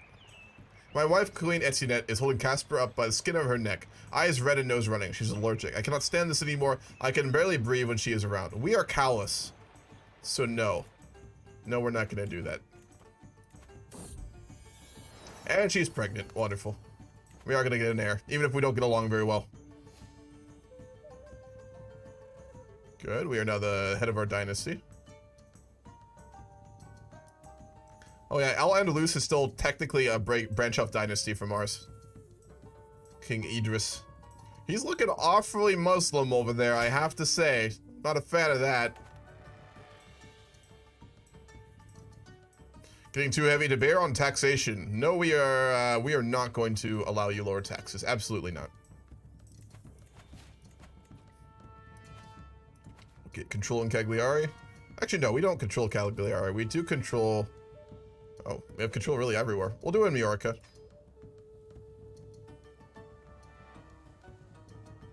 And we'll get him to work on development in Lagudora.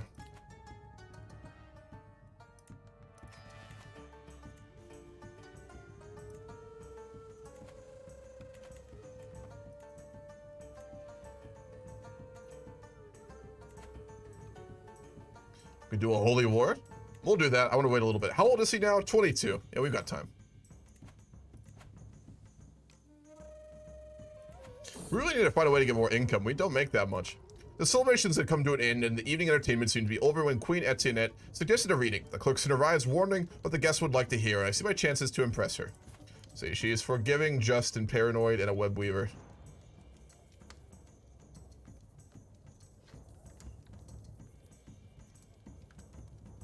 We'll do entertainment. Oh, that didn't work. As the clerk drones on and on, I can tell Etienne's attention is slipping. We're not doing very well to seduce our wife here. Any crusades yet? Yes, there's been 4. We're about to have the 5th one right now. Can't Bam Jam. Hammurabae, you are not gonna war for land. You're just gonna marry everybody on the continent. How do you mean, Lollipop? Some of my counselors believe the job is theirs by right of blood or influence alone. How wrong they are. I expect results, yet I'm often disappointed. After a long day, I'm complaining to Etienne about when she interrupts me. Let me do something about a husband. A few lessons might sharpen their wits. Well, that for Dual Noon.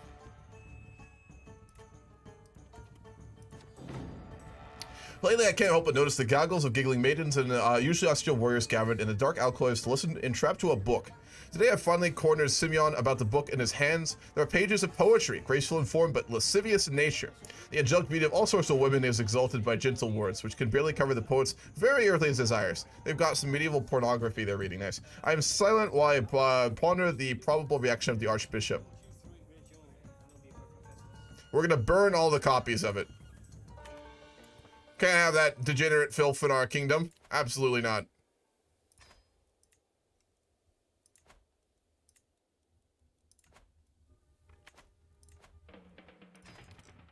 Oh, we have one of our kinswomen in our jail. She's not looking too good. We'll release her. She looks like she hasn't been fed properly. And we have failed to seduce our wife. Another member of our family has a rocky marriage. That's also a tradition for this family at this point.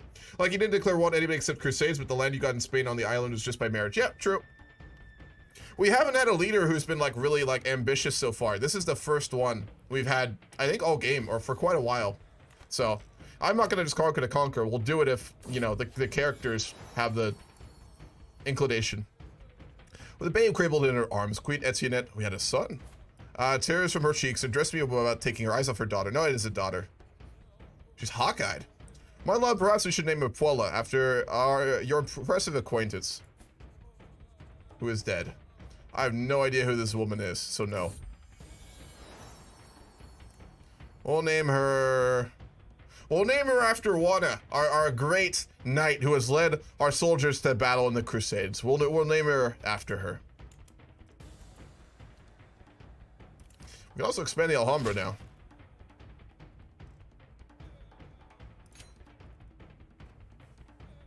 We can build a general life. a church, a mausoleum, a palace, court of the lions, the residence, the gardens, or the fortifications. We'll build a residence to go there on holiday from Sardinia. The Alhambra is a synthesis of stone, marble, water, plants, and poetry. It imparts onto one a vision of paradise. Still, this palace complex could always use some additions and renovations. I have recently decided that Alhambra's next grand structure will be. There can never be too many palatial residences in Alhambra. Every self-respecting king needs to prove their status, wealth, and power to others. Excuse me. Especially lesser men and women. Through great deeds like expanding Alhambra with another palace complex. Otherwise, how would others know to respect me? This residence will serve as both an area of rest and leisure inside, as well as a court to welcome envoys, a place to study, to do work or pray to God. Monthly prestige and general opinion. Nice. Our vassals are paying homage. We are making a lot of money now. God damn, that went up very quickly. With our money? Uh-oh. All babies cry, but with little Wanda, there is no end to the tears. I desperately want the midlife to ease my worries, but her farring burr makes everything worse. Our daughter is sick. Do we have a physician? We do. Yeah, she's a melancholic, infirm physician. Let's see if we can find a replacement. I don't think that's really what we want to have treating our daughter. We're gonna go hunting while our daughter's sick too, to work off the stress. I think we can upgrade anything else, can we? No. And they are all really bad, so no. We'll build a barracks in Granada, and we'll upgrade the barracks in Almeria. You would think it is a creature of a myth, perhaps a god disguised in animal form. It was the largest fox I'd ever seen. Even when the beast was surrounded, the chase lasted half the day. It is still an imposing sight, lying dead before me.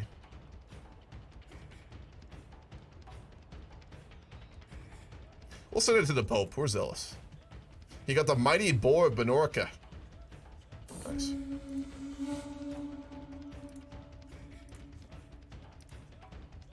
Let's also repair some of our artifacts. These are pretty nice. We don't want to lose them here. Wasn't Vammy. Who owns a little bit of land north of you of your territory in Corsica? It's owned by the Pope. And the crusade for Croatia against the Mongols begins.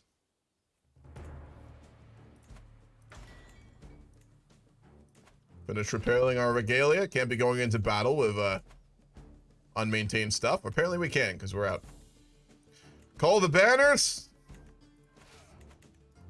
We go once more to fight the heathen. Is Juana dead? Oh no, where'd Juana go? That peasant woman has disappeared. We will lead our men ourselves. Very well.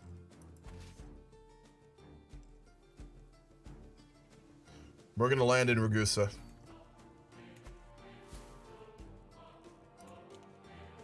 Oh, our relative in Al-Andalus has replaced us as the head of our dynasty. No, not anymore. That was weird. We were once more the head of it. Good. We're no second-class Taurus. All right, a war against the Mongols. 45,000 men. But we have 122.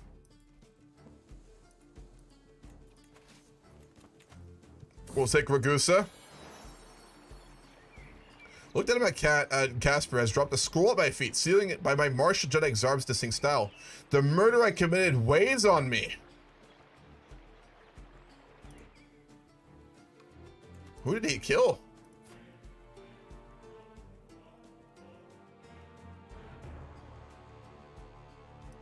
We just know he's a murderer. We don't know who he murdered. Wow. Start playing Hoi again. Nice, man. Hell yeah. How about you overthrow the Pope, secretly install your one-child Pope, the later kick him out and annex the Pope's land? We wouldn't do it. We're zealous, man. We're really religious. I don't know. Like our family just has really good relationships with the popes throughout history. Like our family's been very religious. There's no reason to do that. If it ever goes that way, perhaps, but there's nothing to suggest that would happen, like at all. Currently. It's Old World Blues Legends, the most up-to-date one, and I'm playing Washington Brotherhood. Yes, it is. Hell yeah, man.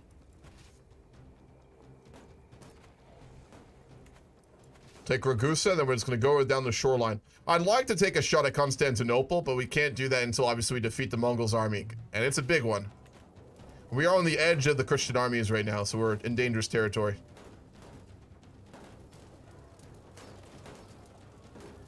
Troll War and Lorelair got taken out. Nice. I mean, your character is ambitious. He's zealous, though. He's an ambitious but zealous man. He would not go after the Pope. We were also taught by the previous Pope, and our father was taught by the Pope. Like, we have a very good history with the Pope. There's no reason we'd go against him. Ambition doesn't mean you just, like, do whatever you want for power. It means you want power, you want more, but you're... I mean, that goes alongside every other part of you as a person, right? Like, all these traits are not, like, distinct. They make up, like, a, you know, a person's personality. In a very simplistic form, of course, but still. At least that's how I play them. And we have taken Ragusa. Oh, we sieged an artifact. It's a Begrutani brooch. Nice.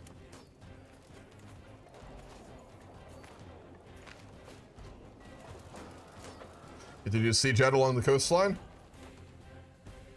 A new culture's been made.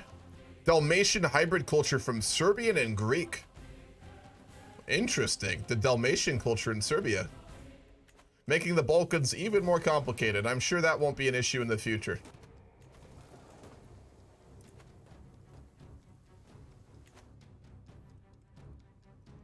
Damn. This is a big holy war. Where the fuck are the Mongols' armies? That's what I want to know. We haven't seen them at all. Dalmatia? Are you from Dalmatia?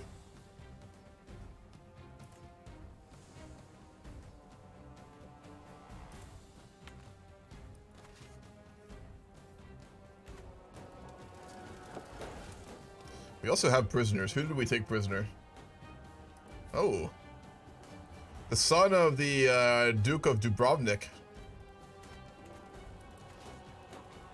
We have a mod on where you can't ransom prisoners until you take them home to your home territory and put them in prison. Otherwise, they're just with your army. All you can do is execute them. Another siege won. Good. We're about to win this fucking holy war. Jesus Christ. Where the fuck were the Mongols' armies? Oh, they're fighting another war right now. All their armies are in the east fighting in the stands. It takes them a long time to get back here. Fuck, let's hope they don't show up before this crusade is over.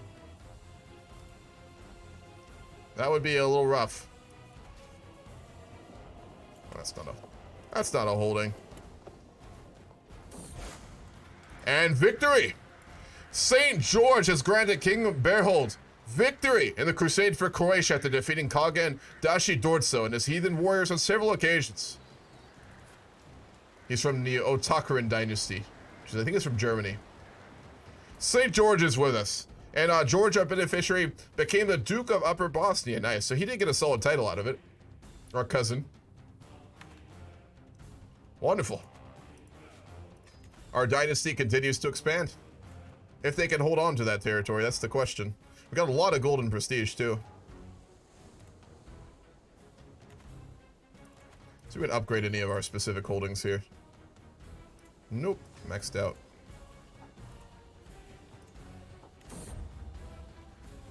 Cassia has decided that her time is necessary. She has a claim. We're not going to enforce it, so we'll just let her go. Granada, we will upgrade again. We'll build...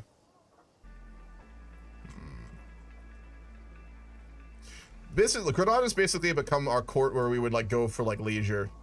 So I think what we'll do is we'll build a... leisure palaces there. We could do that, I think. We'll build leisure palaces. And then we're going to upgrade the castle when we are done with that. We'll upgrade the pastures for now. Then we'll upgrade the harbor and Mallorca as well. As well as... We'll build a trading port in Ibiza as well. An inspiration for a sword, we will fund it. We have the money right now. Twardamir yawns before bowing deeply. I'm sorry, what? He's a lazy. Oh no. It's both an honor and a privilege to forge you a weapon. Is it though? He speaks in a dignified way, but there's a glimmer of excitement in his eyes that betrays his serious demeanor. Tell me, what's your preferred way of fighting with a weapon? I wish to forge something that would suit you best. We'll let him make the call.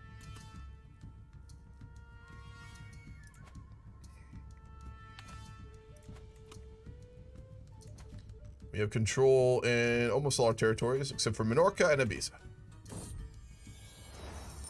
Yeah, it was still in Mongolia. It was way the fuck out there. Was born there, but later moved to the city inland. Ah, I got you. Croatia is once more. That's cool, man. How's it going, Debus? Cousin assigned to Bosnia, just random. No, we named him as our beneficiary in the Crusade, and we contributed enough war score that we were given territory. So he got given part of it.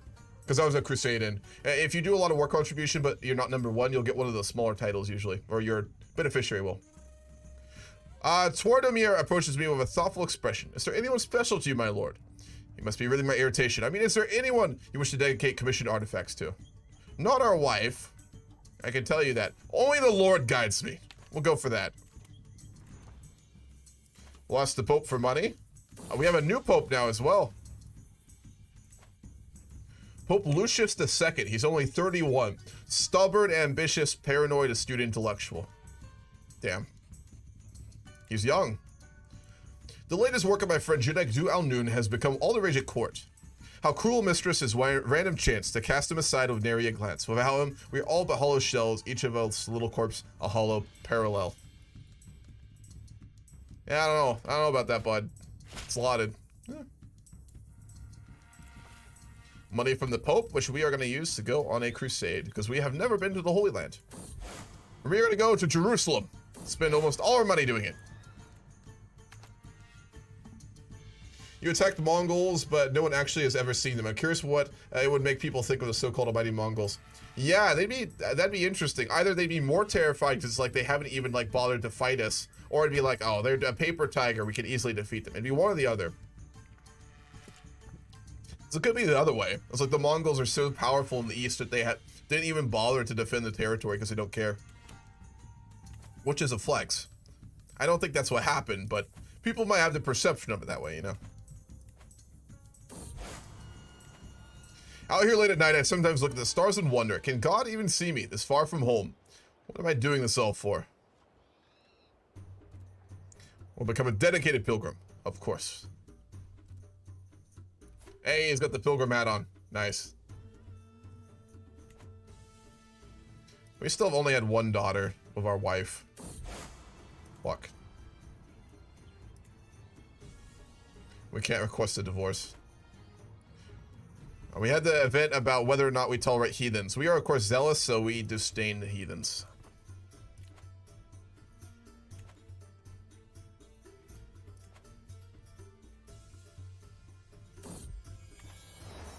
My weapon swell if Twardomir updates me on his progress. Droning on about the limits of tongs and bellows, and my mind reels with bold ideas for my axe. Forging may not be my personal forte, but that doesn't mean I can't have a say in how my money is spent. Let me take a look at your sketches. And they work. I mean, we are a very good fighter, so it makes sense. And we have become a pilgrim and made it to Jerusalem. Probably becoming even more zealous. I think when he gets back, it is time to start a religious war in Iberia. We're going to go after the Taifa of Marcia. Beautiful. We'll support the way of St. James first, though, in Iberia, which is the Holy Pilgrimage route.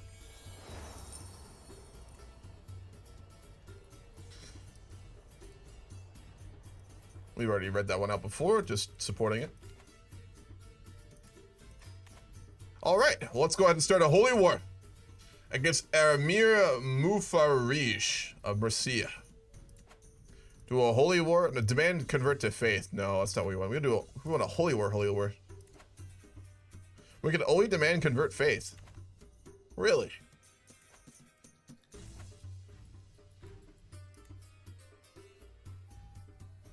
We can claim his artifacts. Does he have the Bell of Santiago? No, he doesn't. Who has the Bell of Santiago?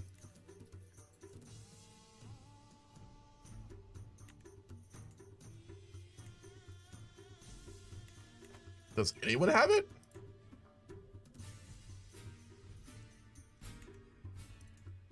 Holy shit. I thought it was one of those items that couldn't, like, disappear. Huh. That's odd. The bills of Santiago are absolutely nowhere to be seen. They have gone missing. Wait, maybe Aragon? No, Aragon? He has the Spear of Allah. No, no one has the Bells of Santiago. That's very strange. Well, shit, we can't directly intervene in a holy war for some reason. Rip Byzantium? Yeah. I mean, they still have their faith. They're just underneath the Mongols. I assume at some point they rebel. This is a friendly reminder about the campaign at some point. Yes, it's on my list to do. I haven't forgot the Port Mob playthrough.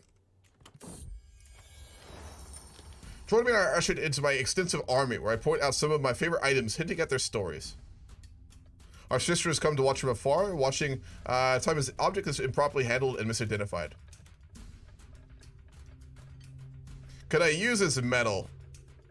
You could use our armor, but you're not going to use our crown. Also, we've never married our sister, have we? Oh, she got married.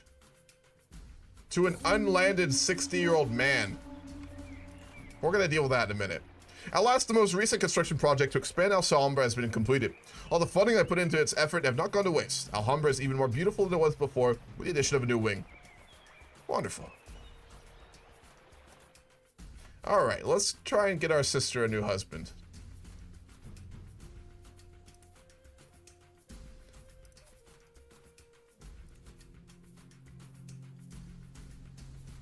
Crimes against fashion.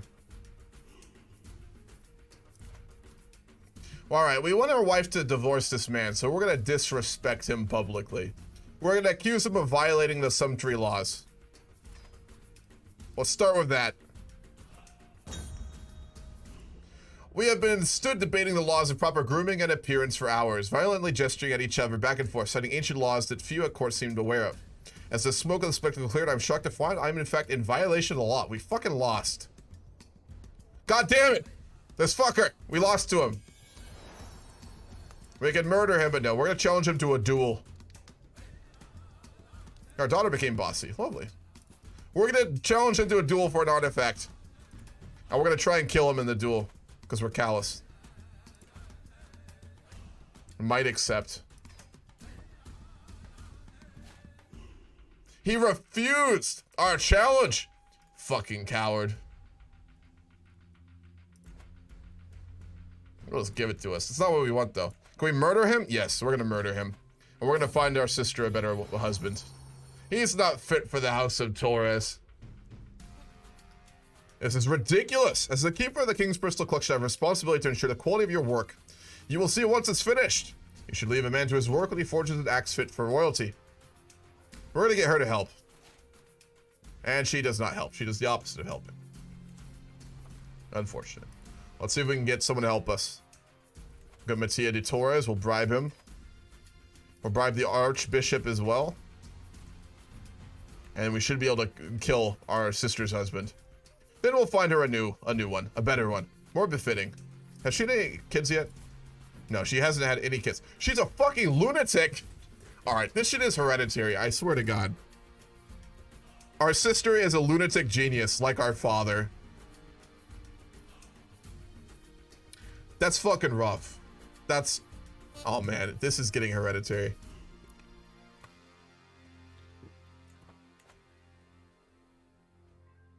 Boy, oh boy.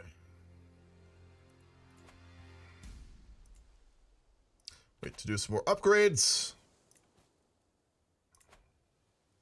I'm gonna make him pay more taxes. Or callous so we don't give a shit.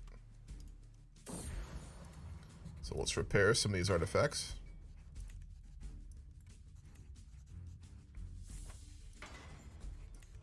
The weakness that has plagued my daughter since her birth has finally released its hold on her. Relief watches over me as I see Wanda running around with all the other children. Good, she's no longer sick. We're gonna have to tutor her. She actually may become our heir if we don't have another child. We will give her... What kind of education do we want for our daughter? She's bossy, hawk-eyed, and very smart for her age. She may become our heir because her wife, for well over a couple years now, has been unable to give us more children. So that could become a problem. I'll do a poll for this. What education are we going to do?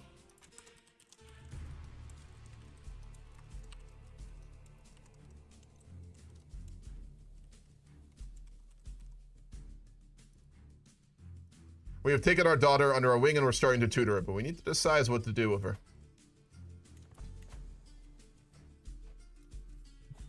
Perhaps a war against our rival in Barcelona. The Pope won't give us a claim, so we'll have to make one. We're going to get our Archbishop to find a casus belli on Barcelona. We need to... I mean, he attacked us for our territory. There's no reason we shouldn't take his city from him. He actually did get out of debt eventually, because he makes so much fucking money. He's very powerful. But we're pretty strong now, too, with our allies. Marshal. Client disappears in Twader's smithy. Drinking wine is excitedly discussing the axe he is forging for me. Am I measuring things, or is there an indescribable tension? We're heterosexual, aren't we? Oh, boy. The hour's grown late with my weapon, so he puts down his tongs, takes a deep quaff from his goblet, and smiles knowingly. Suddenly, Tordar steps forward, embracing me. Uh-oh. We're a strong, Christian, heterosexual man. Goddamn sodomite! Get your hand off me. We're gonna imprison him. We're gonna imprison him for this. Integration efforts in Mallorca are going very well. Beautiful. His fucking sodomite just tried to put his hands on us. So we're gonna execute him for it. Sodomy is, I mean, that's a huge crime. We'll impale him. We'll impale him. It's a fitting response. As a tyrannical, absolutely dickish ruler that we are. And it gave us a mental break. Oh boy. Why must I always do everything myself? How can I be expected to rule over Sardinia when half of my servants are incapable of following orders? The other half does not even understand them.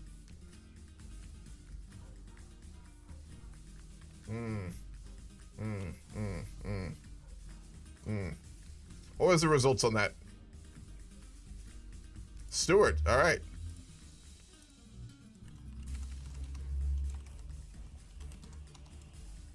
All right, another decision. I'll make this a poll too. How are we gonna cope?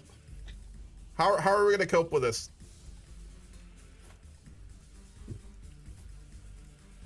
All right, we'll give our daughter a stewardship education.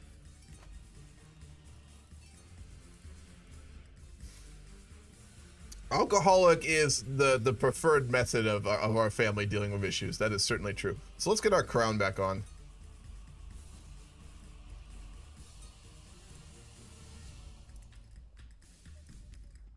Alcoholism. Is it winning the poll? Let me see. Oh, it's actually pretty close. Irritable's winning.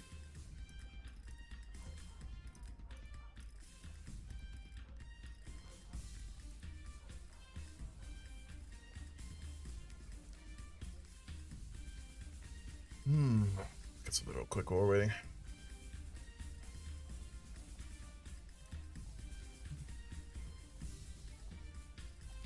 Drunk it is. Alrighty.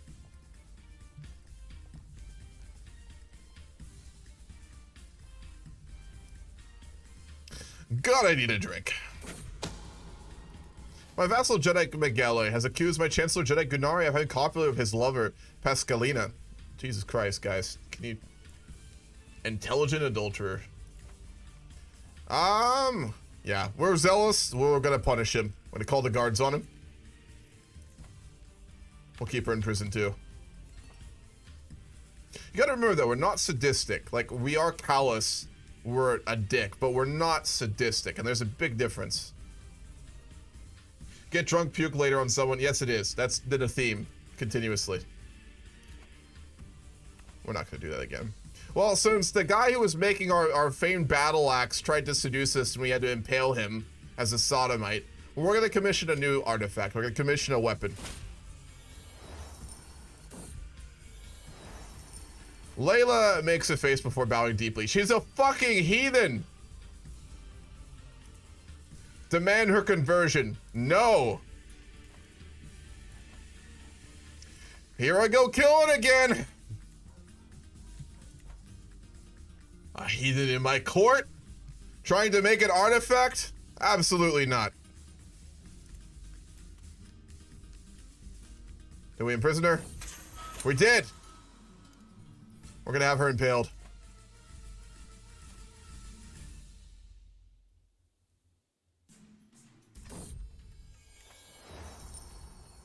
Yeah, that's a real shame. We just lost 100 gold to a heathen. Why wouldn't we get it back? We literally had her impaled unless she hid the money. I don't get it, but now somehow a fictional version of a Royal Dynasty in a video game has made me more averse to alcohol than I already am. Hell yeah. Did you just say a second ago we're a dick, but we're not sadistic? This isn't sadistic.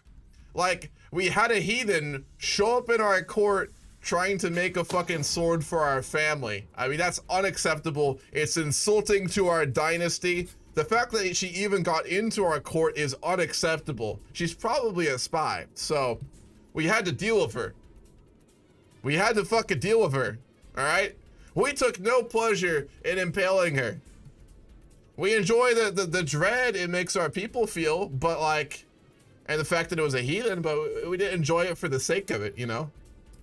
I don't know. I think this dude is, he's pretty fucking hardcore.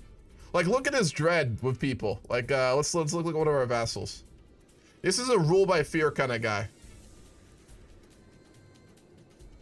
Let's see.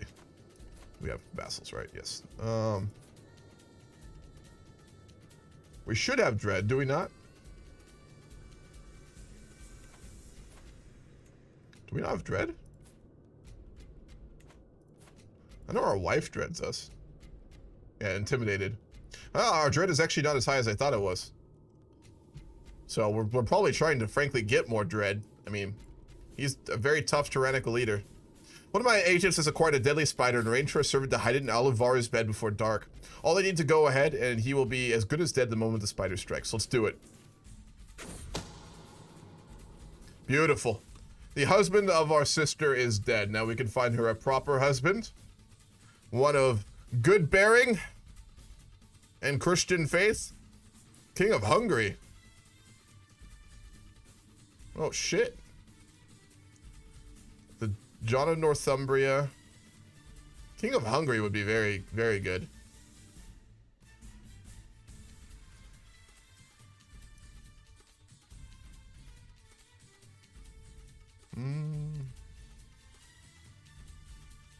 Yeah, we'll betroth her to the King of Hungary. That's a much more fitting match for her. Why does the king's face look like he's gonna fall over and die? He's narrowing his eyes a lot. It's because of the fucking the pose we gave him. That is very weird though.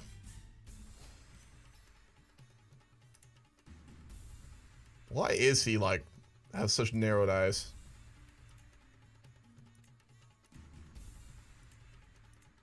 Yeah, it's just a callous stance.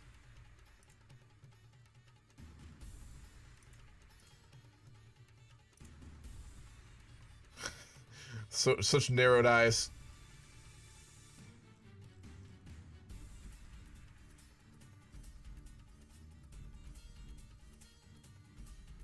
We'll go back to callous. Beautiful. Our sister has been married to the King of Hungary. Hang her fine, impale. He's already done it a bunch though. I mean, he did it like from his first execution. He's been doing impaling. My perspective on this character. Let me explain my headspace on King Alessandro. My perspective from how he would be coming into things, right, is he took power at an age he wasn't ready for. He became a duke at age 7. He left his father's court to go live with his mother's family, and he had to gain power and authority in Granada, which is in the middle of Iberia, which is very complex. He went to fight in the Crusade with his mentor at a young age in the Jihad, and he brought up as a military man. He's ambitious, diligent, and callous, and now zealous. For me, ambitious, diligent, callous, a tough upbringing, a family history that would probably be embarrassing. I mean, his father went crazy and died from stress, had a heart attack. His grandfather also went crazy. My perspective is on him is he's the type of dude who has a chip on his soldier. He's probably a little bit sociopathic. and he's the type of guy who's gonna rule by fear. Like, that's how I kind of view King Alessandro. He's clearly not a good man. He's the kind who, due to his insecurities, due to his past, and due to his ancestors, is going to try and show power through extreme means. Which is why I think impaling and extreme stuff like that is how he would probably act. Plus, I think it'll make him more interesting in the long term. I mean, we're having a tyrannical ruler here. So, I think there's no reason we shouldn't just go right down that fucking path. He's also a drunk now, that's true. So there's that, but... Anyway, that's how I view this character, in my mind. We've been invited to the wedding of our sister in Hungary. We will absolutely go, especially because we're drunk. Let's go make a fool of ourselves. A pool of blood is congealing under the feet of Jacob, a diplomat sent by my ally King Tyrannical of Hungary. By the immense quantity soaked up by the fine carpet, I can only assume he has been bleeding on the spot for hours, if not longer. My apologies for this mess. I was defenestrated by a dwarf trying to rob me at an inn on my journey to Sassari. However, as the rapscallion cushioned my fall, the diplomatic visit can continue. It will still be days until my blood loss is fatal.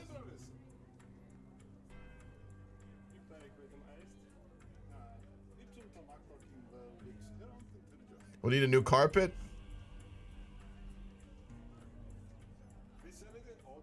We're callous, but we're ambitious. We want the marriage to our sister and the King of Hungary to go well, so we'll deal with it. Beautiful. All right. We have arrived at Hungary for the wedding. Why is our sister fucked up? She got wounded. She's also a lunatic. She's a very competent lunatic. Every time.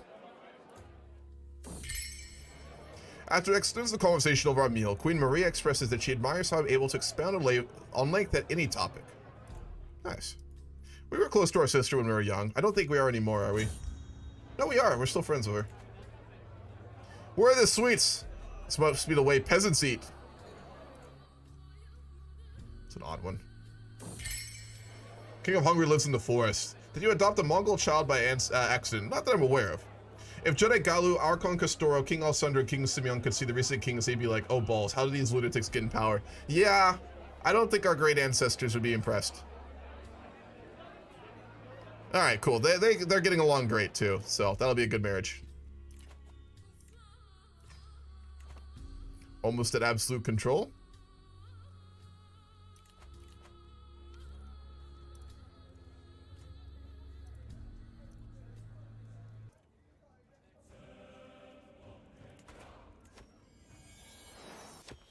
Archon Nitso stands before you, his face grave with concern. My lord, the threat of the Holy Roman Empire weighs heavy on my mind. Kaiser Vinza looms across the border, only days from the gates of Iasio and Horace, our house. You must help fortify my lands. Yeah, we'll do it. A new arrival to my court is one in Bretislav, an envoy from the acquaintance King Casimir of Poland. Oh, he's young as hell, he's only 13. Who the fuck is that? He is betrothed to an albino-fecund, intelligent 13-year-old from France. Word. King Alessandro, it has come to my attention of my liege that you are harboring an individual of particular interest. The name I can't say has a legitimate claim on the county of Walesund. King Casimir requests and demands the return of his errant subject of his. Yeah, we'll do it. We don't know him personally. Munificent King Alessandro, I am Abdul, and I have traveled far to ask for your aid in righting a great injustice. Emir Agdun of Biliad currently sits on the throne of Bialad. I am the rightful and true heir of those lands. If you aid me in pressing my claim, I shall swear fealty to you. Where the fuck is that at? This is a chance for a holy war that we've been wanting for a while. So we will do it. We'll start the war right now.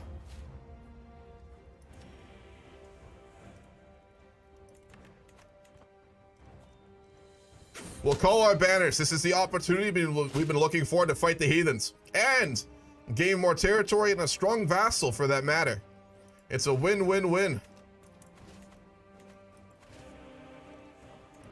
That is an edgy motherfucker. Is he a eunuch? Yeah, he is a eunuch. We have a eunuch commander from Port of Torres. Oh, he came with those slaves that we granted that land to. But no, we will lead our men personally. So Algiers, that's where we're gonna invade. That's completely fine with us. It'd give us a foothold in Africa. One we'll have to hold. We'll need to fortify the hell out of it.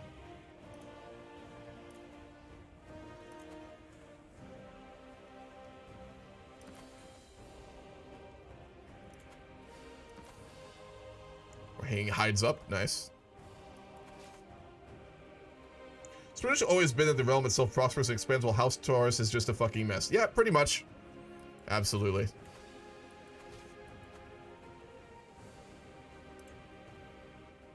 Oh shit. The HRE just conquered the rest of Lombardy, or dealt with him. Oh, there was an attempt to take down the Kaiser and it failed. Poland is very strong though. Damn. This is an interesting Europe. England's taken Scotland in 1272. Only Galloway remains. Scotland literally only has one little bit of land left. Damn. And we captured the Emir.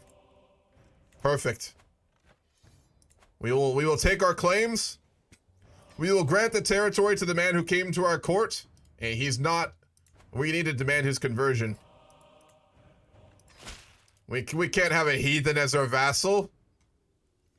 He will be reborn in the light of Christ. We also now have a claim on Barcelona. Well, we're already in a warlike phase. There's no reason not to continue this. Then again, his army's fucking huge. We don't have an alliance with the French anymore either. Yeah, we're not capable of winning that war. We need to reorganize our military. We're not ready for that. Here's what we're going to do. We're going to save up money. I'm going to redo our men-at-arms. We're going to expand our holdings in terms of military strength. And when we are strong enough, without the help of the French to show our independence from them, we're going to fight Barcelona one-on-one. Maybe with Hungary, but mostly one-on-one. We'll do it ourselves. Fortify the hell out of it and keep supplying the resources, the demand, and power to keep it. Absolutely. That's one sad Mel Gibson.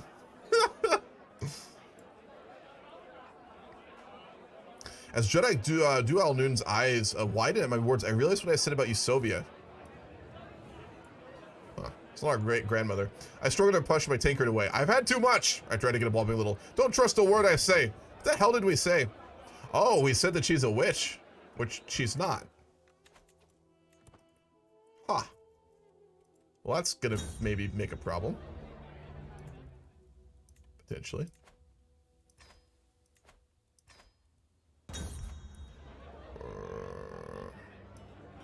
Beautiful. We are now an eager reveler. We'll ask the Pope for gold, which we use to expand our military holdings.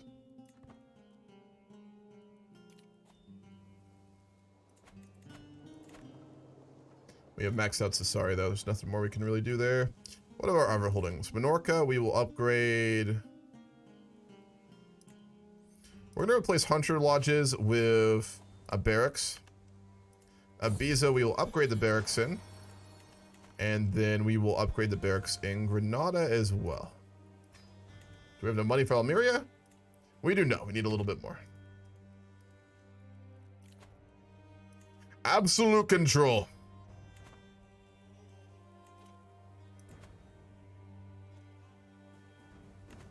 So what are we researching for our culture right now? Rightful ownership. Can use de jure casus bellis. Compress multiple claims in a single war. That is actually really nice. How's it going, Who Is Gaming 2020? So you finally decided to go for the Carthage path. Not necessarily. Events have just led us this way. We had someone show up when we were holding court who asked us to press their claim in North Africa in exchange for becoming our vassal, which we agreed to. So we're really opportunist here. We finally have an ambitious warlike king. So he's the first one we've really had who I'm willing to actually just do any war that crosses our path. Like, if we have the opportunity to fight a war and take land, we're gonna do it. He's the type to do that, so I will not stop. However big we will get. But we need to upgrade our power, because our next war will be with Barcelona. We're gonna take Barcelona from our rival there. Odd. This is a completely uninhabited part of my realm. The next village would have at least half a day's journey away, and while I myself rarely travel here, I have had some official business to take care of. And yet, there it is. A single gravestone. High on a promontory looking over much of the countryside below. How such a grave got there and who is buried under it, no one knows, since it is quite far from civilization. We'll pay our respects. We're a zealous man. We'll stop to pray for the lone grave. Yeah. How's the world looking? It is looking wild. Sweden's united. The HRE is massive. Our wife is pregnant again. Good. England's taken Scotland. France has like only got a little bit of land left. Iberia is in complete chaos. Mongolia split into a bunch of successor kingdoms. Oh, the Golden Horde blew up. I didn't realize that. The Golden Horde is split into like 50 fucking countries. Wow. All right. The Golden Horde is dead. They did take a lot of Russia. I mean, they're on the doorstep to Poland, though, now. Man, Eastern Europe is going to be crazy culturally in EU4. And Mongolia lost a crusade with us where Croatia was taken. So it's been pretty interesting so far. Looks like Mongolia as crazy as well, I see. Yes, it is. Yeah, I hope the Pope calls another crusade for like Greece and Byzantium. The Orthodox faith I thought might have died out, but the Golden Horde actually embraced Orthodoxy, so they're pushing it over here again. I will not lower your taxes. Absolutely not. Not a fucking chance.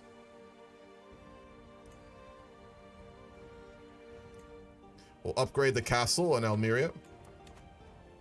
We finally have some good income for the first time in, I think, really a generation or two. We'll develop the capital, and we'll cope by petting our cat. And doing a little bit of cheeky drinking. Yeah, that helps. We're just getting shit-faced while we plan out, like, improvements of Lagudora in the city and our trading capital. We're just overviewing, like, plans for, like, a new wharf for trading ships while just getting absolutely fucked up on alcohol. Damn right.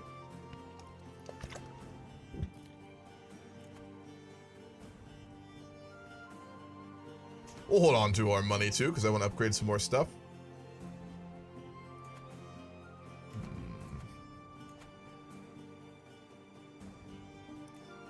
We'll need better knights as well. I'm going to go ahead and hire Sahun. We have a son! Prince Yugane! We're going to name him. What's the name? What the... You used your points for a name. I remember that. What was it? Something about a B. Bartlemy or something? What the hell was that? I look like a Viking. If Kuma, if you're still here, take that as a compliment. Thank you. I didn't see that one. What's our main goal for Sardinia? I missed a bunch of messages early. There's no real main goal. Generally speaking, I just want to follow the story of the family while we do the mega campaign all the way to Stellaris. So every character has individual goals, and the overall goal of our family is obviously just to become one of prominence. So going up like the glory ranks for our family is the main one. Normally in campaigns I have specific goals, but for mega campaigns I like to make it more dynamic and fluid and let the characters and events kind of define things. Balthazar, that was the name. Alright. Balthazar Torres, our son and heir, who is hawk-eyed and possibly intelligent. Possibly. Also, you're gonna need to convert, bud. Let's take a look at our knights and make sure they're all Christians. We can't have heretics serving with us. If they will be reborn in the light of Christ, there's no issue, but otherwise, not happening. Bubala. The Mongolian capital, that's a good question. My wife, Queen Etienne, is terribly bored. I can see it in her face and the way she vies for my attention all hours. We tried to seduce her and it failed, so... I know my duties take up a lot of my time when it leaves her lonely at times. She's allergic to our cat. We're not going to give her the cat. We'll give her a position. We'll make her high almoner. They'll take up some of her time. The Mongol capital is... Where is it? It's a good question. Oh my god, it's gonna be way the fuck over here, isn't it? Yeah. Their fucking capital is in Karakorum. It's in actual Mongolia. That's where it is. Karakum is the capital of the Mongols. They're administrating all of this from fucking Mongolia. That's not going to last for very long. Yeah. Karakorum. It's really not that impressive. It's fucking empty. It's just a tent city is all it is. Damn. We also have a lot of prestige. Let's see if we can get a new change tradition for Sardinian culture. We agreed on one last time. What the fuck did we agree on? We did like a poll and everything for it. I think it was in regional. What the fuck did... I know we chose one. See if I can remember. Does anyone happen to remember? Seafarers. That's what we agreed to, I think, right? Can we get castle keeping? We could. Wasn't it Seafarers that won the poll? Because I know I did a vote for that like 2 sessions ago, but then we didn't have the prestige for it. So do you remember before I picked this? I think it was Seafarers, but I could be wrong. Whaler. Whaler won it. I know Whaler was voted on, but I didn't think it won. I could be wrong, though.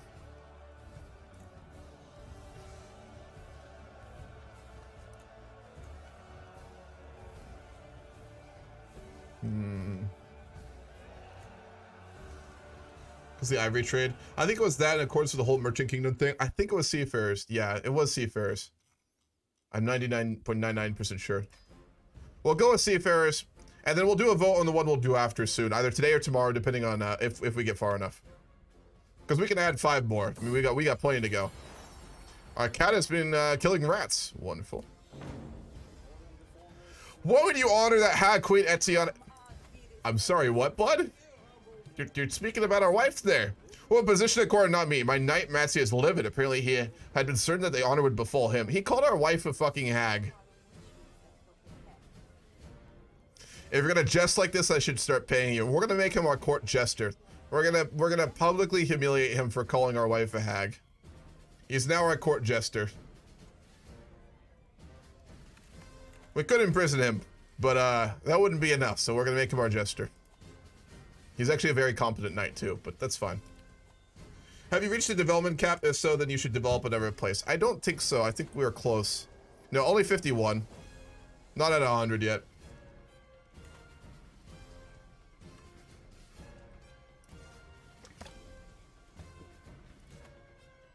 Oh, fuck. He needs a wife. He has one. Why? Realm will lose lands. He's a heathen. We're gonna demand he converts. I didn't realize we still had a heathen there. If not, we're gonna deal with him. I see wisdom of your faith, but I hope you understand that a long winding path it is from the darkness into the light. Perhaps if you promise me support in whatever way I need, the journey would be an easier one. No, no, no. You don't understand your situation. You have said no. Therefore, we will as a heathen place you in chains. Cumin. The food I'm eating for today tastes a little bland, a little too bland. I want to add some spice to a bit of a kick to the taste of the meal, so I look around and see what spices are on the table. I settle by using cumin, the ancient spice used in many different cuisines, and sprinkle some on the meal. We have access probably much more readily to a lot of the spice that comes from the east as well, given we have a port in Africa now. Nice. We are now an overseer.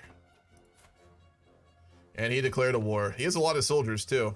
But we can't have a heathen. And we're not gonna bargain with a fucking heathen. Not a chance. Rally the men.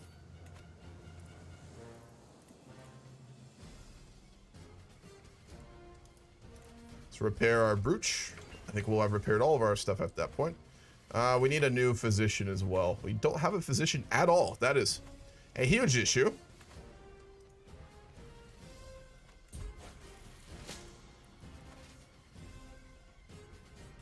Where's the fuck's his capital at? Oh, it's all the way over here. Whoa. His army's headed for our capital. We can't allow that.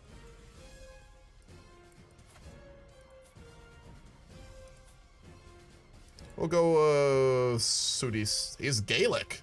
You have a Gaelic physician. Damn. Yeah, sure. You don't have to go into depth for it, but... Ah, fuck. No, we can't afford that. We'll just have to siege his holdings here. What's the development cap of the era? 100, I think? Since if you exceed an era's development cap, then it always just goes slower. Let's look.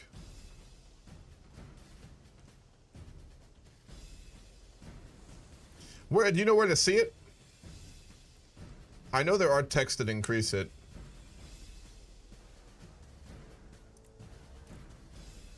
I mean, we are in late medieval right now. Countries now exceed the existing development penalty at 55 development, so we're almost at it. Because we have urbanization. And I don't think we have anything else that can boost it. No, Renaissance font. Penalty at 90, so we can go all the way up to 90. When I convert to EU4, I am going to use the feature to make development act as basically the economics of EU4. So it'll really change how EU4 will run, by the way. Most people who do grand campaigns... Let me skip this song. They use like the generic conversion to EU4 where you make it so you just use the natural economic values of the provinces in it because it's more stable. But again, I want this to be a more dynamic campaign. So when we use the converter, we're going to use development to decide the economic values of provinces in EU4. Just a heads up. Santiago has become the most important destination for Christian pilgrims in Europe after Rome and Jerusalem. They all seek to see the tomb of St. James, or Santiago as he is locally known, who was the great apostle of Jesus Christ. However, the original crude tomb of St. James was not designed to accommodate large numbers of visitors. Thus, so the advice of local ecclesiastical authorities like Archbishop Hakam of Galicia, its ruler, King Ordanu, recently ordered for the original shrine and altar of Santiago to be demolished and a new one constructed. While many across Christendom welcome the change, it appears many inhabitants of Santiago, including local clergy, do not share the sense of jubilation. Yeah, okay, we get a better one. It seems like a good thing, honestly. They're sieging Cagliari. In the world? That's a good question. High concentration, of course, in Byzantium, in Iraq, in Egypt, a lot in Italy, most in Italy, bit in France, a lot in actually Iberia as well. And then India, of course, has a fuck ton. Central Asia and Eastern Europe have almost none. Sweden's got a little bit. That's pretty good, actually. Germany is really not that great. Which is surprising.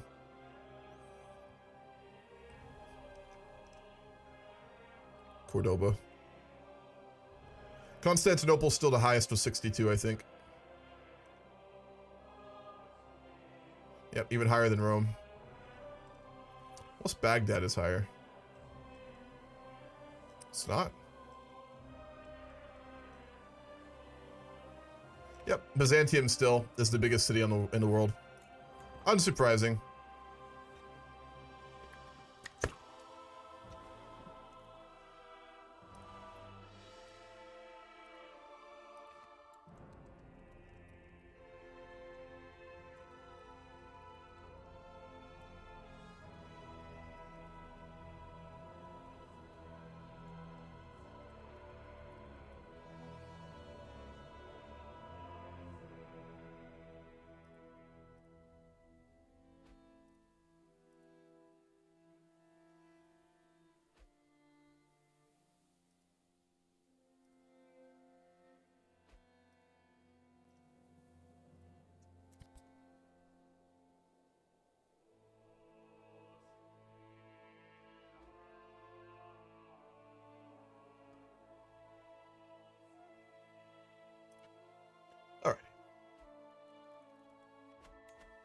We have sieged it out. Let's go deal with their army and push them out of Sardinia.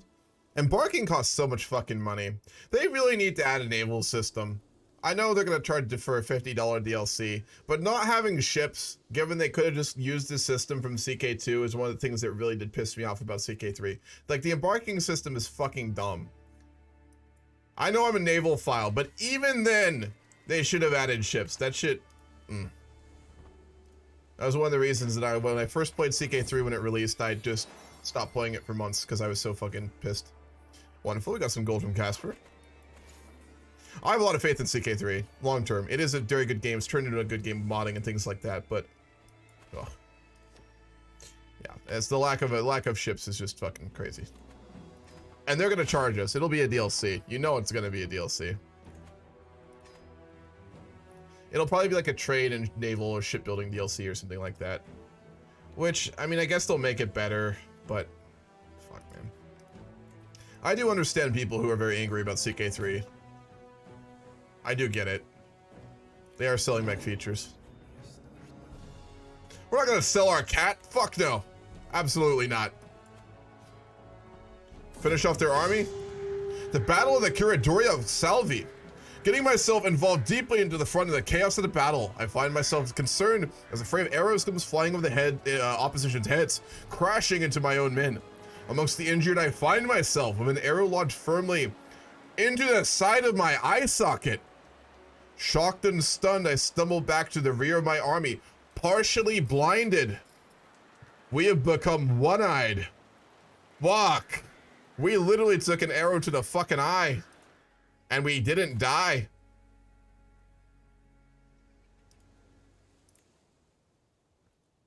All right.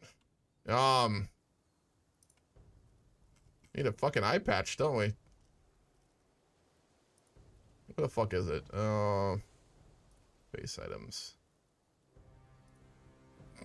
Fuck.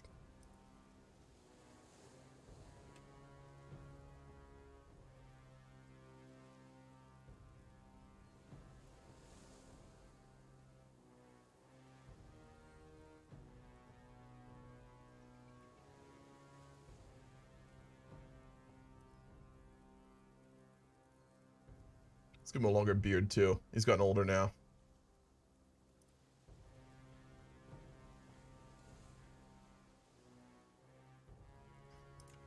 That's about right. Fuck. DLC for Paradox is so expensive, at least put everything to $5 at least. At the least. It's a lot. We'll go for Strategist next. They're gonna follow Oryx Bane, 99. Alright, we'll destroy the last of their army, and then we're going to siege out their capital and put an end to this heathen in our territory. Unacceptable. And we will go for the inspiration.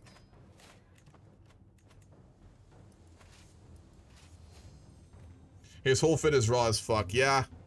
Yeah, he goes fucking hard.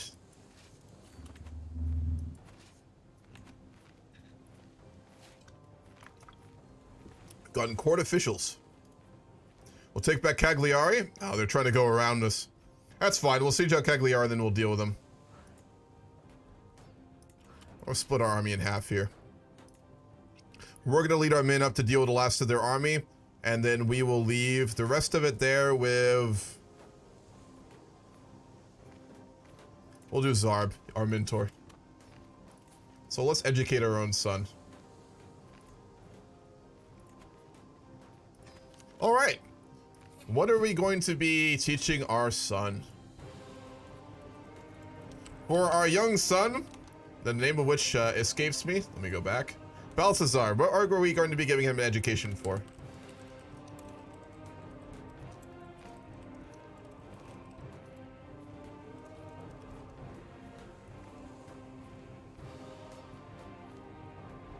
Does anyone know if the Game of Thrones mod is still ongoing for CK3? Yes, it is. Very close to a beta release, Draco. Also, what's up, man? Good to see you. They said I think there's going to be a beta version out within the next couple months, like the next month or two.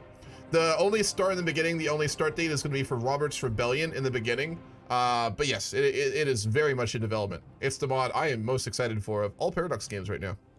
Late in my efforts to embrace and fallen flat, my friendship with Abertu is still standing on shaking ground. It's a mess. That's that knight that we saved a while back.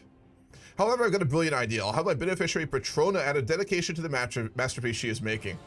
We really don't feel that strongly about him, so no. We don't. We're a callous man, and we never really liked him that much, so... Well, I don't know. We just saved his ass once. Doesn't constitute a deep friendship, I'd say. Hell yeah, man. It's looking good. Oh, man. As soon as that beta comes out, I'm going to be running Game of Thrones campaigns for a cool minute, by the way. Steward? Really? What was the vote? That's surprising. All right. Stewardship it is. But yeah, as soon as that Game of Thrones mod comes out, I'm going to be doing some RP campaigns of that, like, for sure, immediately.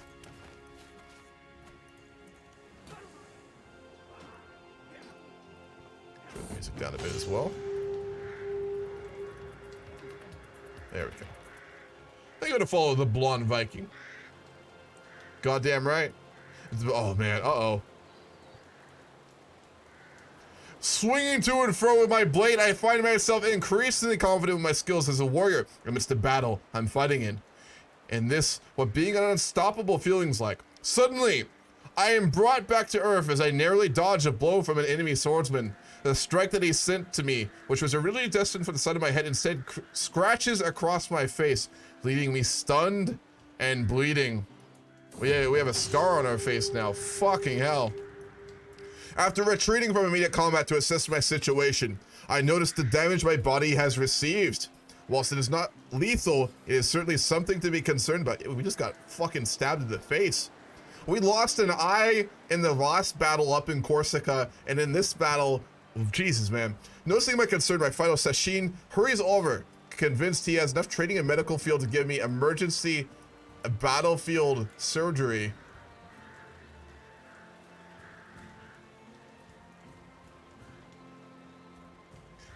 No. No, I don't think so. No. I was watching Gianna play with our children when Aziza tries to push her over, so the brawl is broken out amongst the children. Yeah, and she deserved it. Our daughter becomes wrathful. Whoa. It's recently come to my attention that a local astronomer has been diligently working on some star charts to map the heavens. These aren't just pieces of parchment with lines and drawings over them. Of course, they are also quite lovely to look at, with beautiful artwork depicting the various constellations and celestial bodies. Overall, it's a process that takes a lot of time and work. Anyhow, he has graciously offered to sell me one of his charts for a small fee. Our father also studied the heavens. Before he went mad and communed with God, he was a very learned man, and he did also study the stars. So yeah, we'll normally I'd say no because he's callous, but he'll buy it because he will have remembered before he died that his father did such things. Nice. Gives us learning. We're not going to use it, but we'll keep it. We lost. No, they lost. Okay. I thought we retreated. Word for a second there.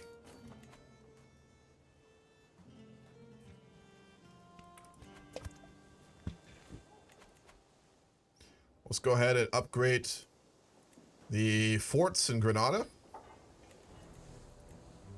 We'll upgrade the fields of Mallorca. And we'll, when we can, upgrade the barracks of Ibiza. We gotta finish this siege. We need our whole army here for this.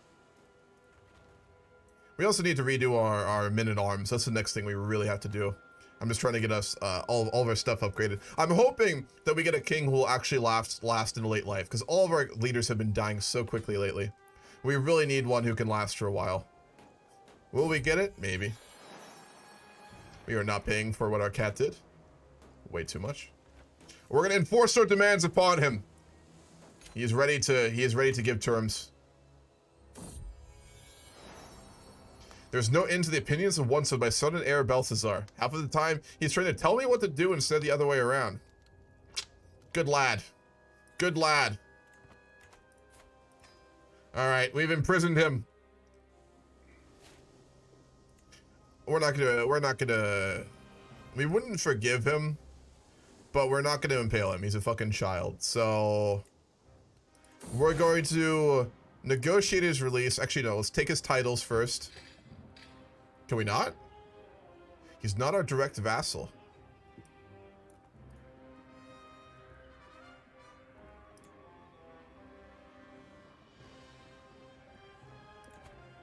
We can only demand his conversion. I will do that. It's our only option here mechanically, unfortunately. He'll become a Christian. I was making my way through the local town market when I felt something was watching me. I looked around and saw nothing, yet could not shake off this feeling. My concerned guards thought maybe I sensed an assassin. A passing priest noticed my anxiety and told me cryptically, "Ah, a ghost seems attached to you. Don't worry. It's a gentle spirit who means no harm and is curious and playful more than anything." Our family's history with this is not good. This is worrying. It might even help you out and will leave you alone once this curiosity has been sated. There's a friendly ghost haunting us. Who was the last person in our family who saw ghosts? Anyone remember who that was and how that went the fuck down? I do. I remember. All right, so he's converted to Christianity. Beautiful. He hates us, but that's fine. Let's invite better knights to our court. And we'll start to save up some money. Curador Eon comes forward, proceeding with a marked caution. Your Grace, my Curador of Lorca grows rich by our burghers' dealings with the trading ships which ply the havens from Sardinia, Corsica's coast. We have made our town, and you prosperous, and deserve greater influence in Almeria.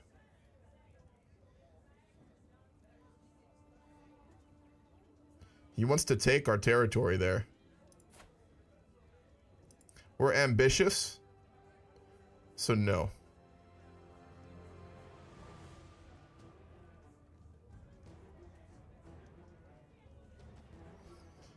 I don't think we'd imprison him for this, so we'll simply tell him no. A haggard-looking peasant stands before me. My lord, I beg of you for help. A monster prowls in the drylands of Tanas, killing cattle and farmers alike. Few have seen it, but the mangled remains of its poor victims leave no doubt. It's clearly a huge wolf, as bloodthirsty as few have ever seen it. Send your strongest hunters and save us from this voracious beast. We are ambitious, diligent, callous, a confident knight.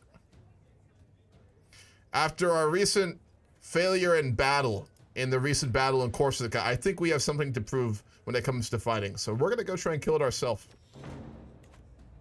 My lord, I represent the religious community of Iglesia. While rummaging through our modest archive, we have come across a peculiar book. The cover was dusty, the binding fragile, and the pages were yellowed with time, but it contained the most unusual drawings. The script itself was unknown to us all. We are certain it is a unique to the world, a long-lost vault of knowledge, a true treasure. That's why we offer it to you, perhaps the original copy of the Will of God, or it's a memoir from the world's creation. We're intelligent enough we'd want to see it. Mysterious book.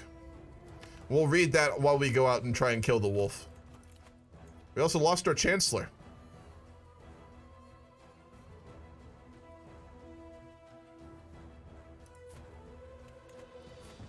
Who do we like more? Fuck. Literally inbred. Oh, man.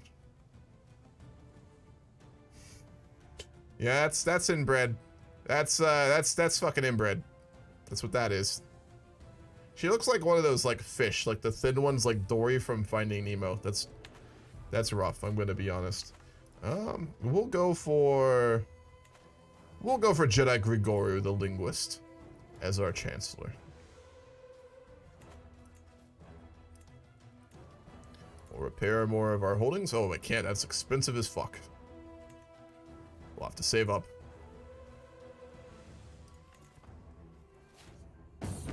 Was it a great-grandfather that saw the ghost? No, it was our father. Our father was haunted by ghosts constantly. Casper's just passing by. Perhaps. Also, what's this going? Good of Mozarabic faith? What's up, Edgar Hilario? Why would we do that? She looks like the sloth from the Ice Age. Also true. Peering through the dusty murk of the army, my gaze travels across different weapons of war. A pair of battered level greaves, a recently sharpened sword, a spear with a worn shaft, a rusty farming tool. I pick up the farming implement. Perhaps it's been lumped in unknowingly with the weapons. I hack the tool, examining its curiously curved, sickle-like blade, as I give an experimental swing at a nearby hauberk. The blade pierces the mail, scattering a few iron rings across the floor. Interesting. We're gonna investigate it. Makes me think of like a Kopesh or something. Isn't that what they're called? My weary Petrona updates me on her progress, droning on about the limits of the shuttle and loom as my mind reels with bold ideas for the tapestry. Weaving may not be my personal forte, but that doesn't mean I can't say how my money is spent. We'll give her some comments. And it worked. Nice. We're the very opinionated type. Uh-oh. I'm sure Amelia's relationship with her spouse, Frennick, is getting very happy and productive one, but lately she has less and less time to spend with me, a dear friend. She lives in Hungary, so yeah, that checks out. As the relationship deepens, every time I'm trying to get her out for even anything simple, more than a walk, she's apparently tied down with marital duties. We can try and kill him. We're gonna move on. This gives us a lot of stress, but it makes no sense for us to be doing this when she lives in Hungary. We're gonna need to go drinking. We'll do that in a minute. Taking the small blade out from the midday sun, I inspect it more closely. The blade tapers to a point at one end and disappears into a tang at the other, leaving a length of slightly rusty but still sharp iron in between. The kink at the blade's head gives the implement a wicked curve to it, useful for cutting through shrubs, you think, or maybe finding gaps in armor. It's clear this could be repurposed as a weapon of war, but the question remains exactly what guise said weapon would take. We'll leave it as it is. No reason to change it. It's unique. All the preparations are complete. I set out with a selected group of guards to face the infamous monster that is terrorizing Tanas. It doesn't take us long to find it. A clear trail of blood leading us straight to the creature's abode. I was already informed of what to expect, but when the massive wolf stands before me, I can't help but shiver. We have a chance to become severely injured. We're gonna do it. Fuck it. We killed it! Fuck yeah! And we had a mental break. I sat brooding on my throne, my heart heavy with memory, mulling over things I did years and years ago. Did I work hard enough back then? Did my toil avert trouble or cause it? Have I ever truly done the right thing? Where the fuck is the goddamn alcohol? That's the real question. You're asking the wrong questions. Where's the alcohol? The implement which the Holdings blacksmith Tito explained to me is known as a billhook. Oh, nice. As I enthusiastically supervise him sharpening it, certainly looks the part of a weapon of war. The blade emerges from the tang with a vicious edge to it, running up and through the weighty hooked head. The newly sharpened point glints in the midday sun as I work it into a seam of some defunct boiled leather armor before ripping it back towards me, severing the holding loops in a single swing. We can distribute them, or we can keep it. We're gonna keep it. Is it a good weapon? I assume not. No, it's not. Farmer's billhook. Reduces prestige, gives levy reinforcement rate, and gives 1 prowess. We're gonna use it anyway. We clearly really like it, so we'll use it. All right, we have completed the tapestry, and it is a masterwork Sardinian tapestry. Nice. We also still need to commission a fucking a new sword. The billhook is nice, but we need a proper one. He is becoming a commander. Goddamn. Look at the faith map. Holy sites of Mozambique.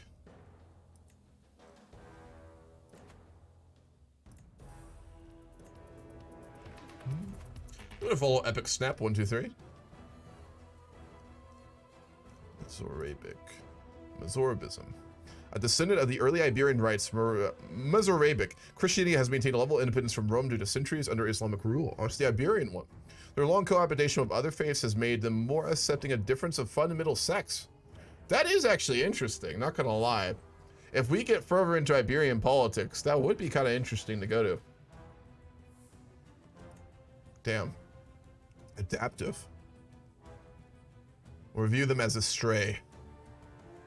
1 counties follows the faith. They're not popular.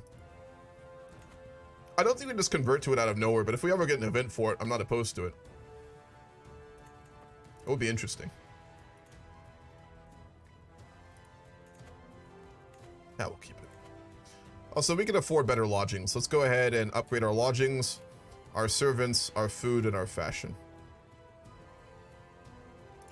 We can afford it, and we need a more prestigious court. We are becoming a very powerful king. We have 10,000 soldiers. We need to reflect it. All right, at this point, we're going to save up our money, and I'm going to upgrade some of our men-at-arms stuff. Are men and goals the best we can do? No, we can do... Trebuchets are a bit better, but they're more expensive. The difference isn't worth it. We'll keep men-at-gels.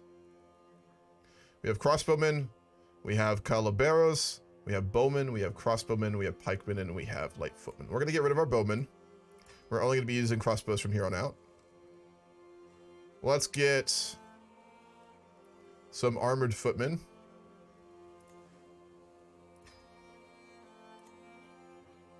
We'll upgrade that when we can. We can have a lot of men-at-arms too. We just need more money. I do not know there's an event for the conversion. There is. I've seen it before. There's a unique one I know I've seen, and then you can get it sometimes when you have a stress break. I know I've seen it on there before.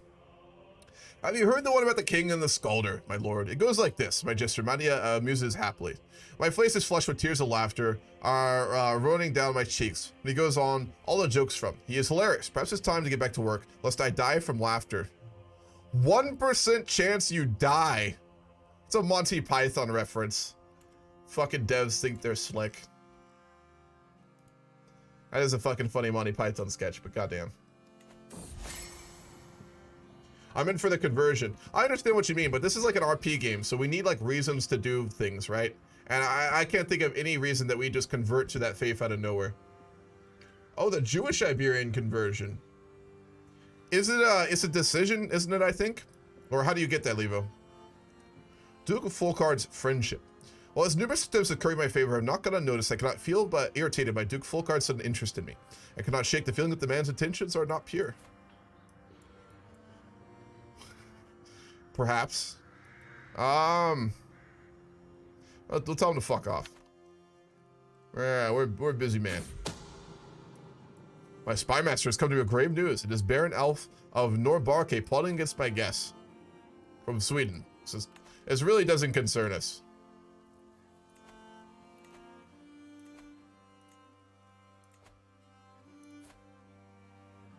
Nope, that's a heathen. Why do we have so many heathen knights showing up at our court? Finally, a good Christian. We'll hire him. Alessandro, the cat has to go. We've already talked about this. My wife, Queen Etzinet, is holding Casper up by the skin of his neck. Her eyes red and nose running. I cannot stand this anymore. I can barely breathe when she is around. That's crazy. That's rough. Not gonna lie, but no, we're not gonna do that. My wife spends a significant amount of time traveling through the realm with her honor guard. There are many matters she can settle on my behalf, and the military presence Queen Etzinet brings with her is a firm reminder of my right to rule. We're gonna make them grovel properly. Get more dread. There's a thing for dread, isn't there? I thought there was a statistic you could see on your characters for dread.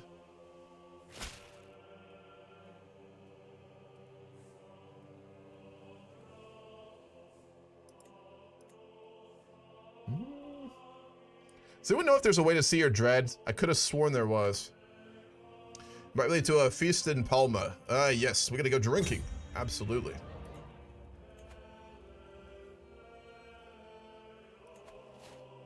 Become a strategic commander.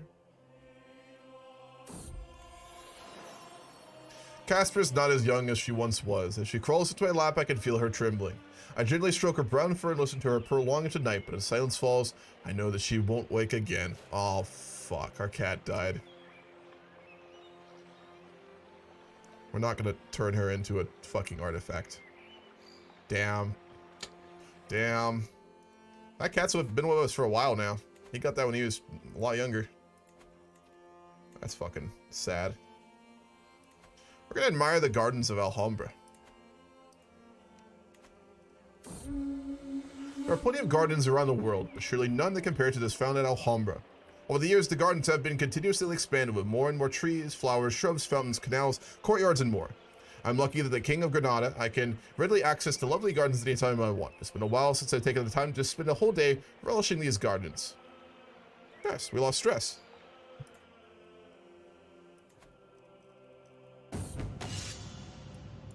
I rub my throbbing temples as a functionary reads me the dozenth commune from Granada this year. Several such important feats have seen my control wane in recent months. A small tour of these remote lands, as my God-given duty, could give them a little bit more firmly under my thumb. We're already in Granada and Alhambra, so why not? Well, we'll do it. We're already over there.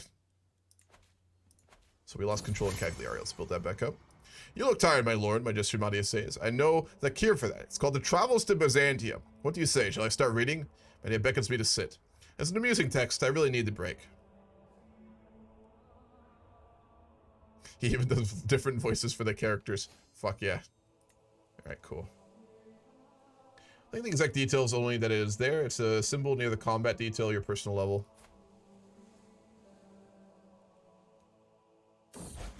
Oh, it's a random Iberian bin. I got you. Symbol near the combat detail.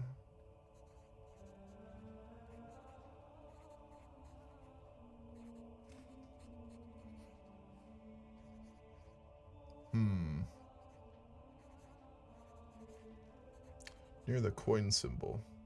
Ah, dread. Thank you. Yes, we are 65 out of 100. Okay, we can see it. I just was completely missing it.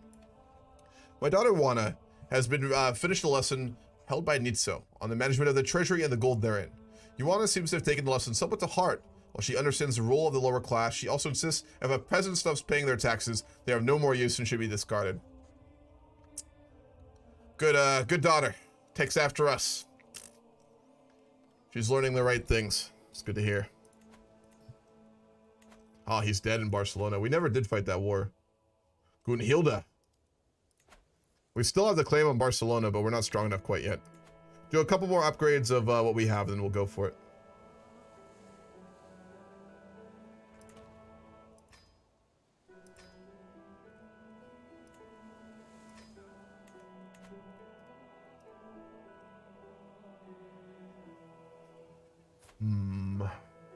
Alright, we're almost ready to start wars. I want to upgrade our men-at-arms a bit more. I want to get our armored footmen up to 500, our light footmen up to 500, and then I probably want to increase the Mongols once or twice. And then we're going to start to really do a lot of wars. Basically, our king has been like just preparing his armies, his realm, after the chaos of our last couple ancestors for war. I mean, he's an ambitious man, but he's a diligent one. He's an understanding one. He knows he can't do anything stupid, especially after that Holy War, where we lost time and time again because we were not prepared. I arrived back at my castle after a long, lonely walk, and every year older. I was born this day 34 years ago, and the older I get, the more I cherish relationships I cultivated. No one has talked to me on his birthday. Okay, this is a surprise party, I think. Hey, it's a surprise party. We've been offered a gift. We'll go for the medium one. And we are owner of the Sardinian book about warfare. Nice. That's a really good one. We're actually going to use that. Goddamn.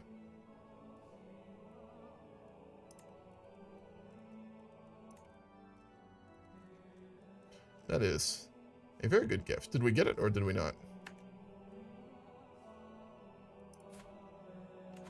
No, we're not going to befriend a heathen. No, it goes in your court. It's one of those.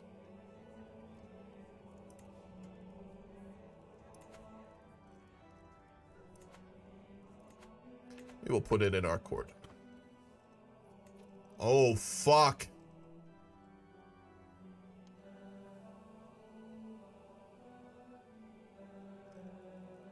Mongolia lost their holdings in Arabia and Byzantium.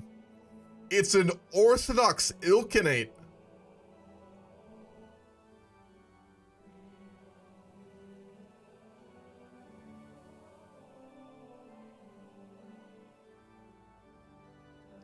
What the fuck? They're weak too.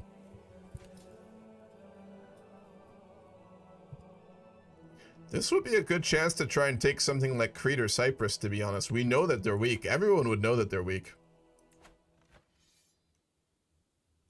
Hell, we have 10,000 soldiers. We can field more than that, and that's without holy orders helping us. We might want to think about a war of the Ilkhanate to take some of their islands. I mean, we're a trading kingdom, and you're right, we have militarized our society. He has militarized our country heavily from the Catholic trading, from the trading kingdom it used to be. We're still very economically powerful, but we're very military powerful now too. And for both those regions, we'd probably want to secure islands. Their capitals on roads. This is a weird fucking Ilkhanate. God damn.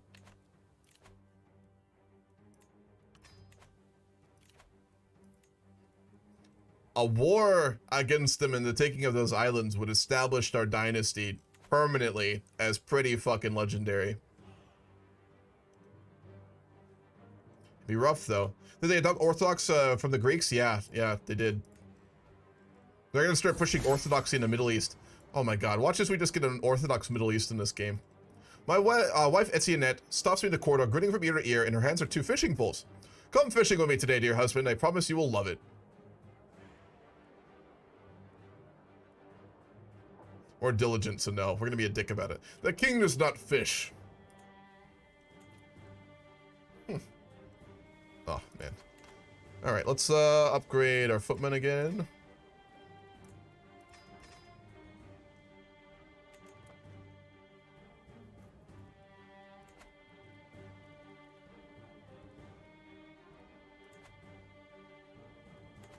Alright, I think we're good to go for Barcelona.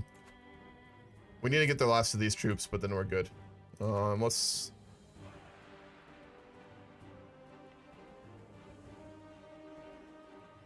organize the army. Once we're at max, we're going to go in on Barcelona. Paying homage.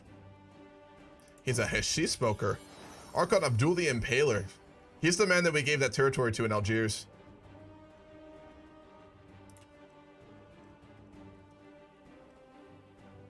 I feel so bad for our wife. Yeah, she's having a rough time. She tried to reconcile with us and we're completely disinterested. Her husband's a drunk asshole who never wants to do anything with her. No, he's a diligent, ambitious man who like literally doesn't do anything but work. Yeah, that's rough. Speaking of working too hard, let's develop the capital and go drinking. When we plan out expansion of our holdings, we have to be shit-faced. It's a requirement. The latest work of my friend Jedi Du Al-Nun. Autumn of sorrow. When such beauty countenance is hid from sight, we scream and we wail, no matter our might. Without him, we are all but hollow shells, our lonely hearts in separate cells. That's okay. That's better than most of the CK3 poems. We'll ask for money from the Pope. Fuck yeah. And we will upgrade these some more.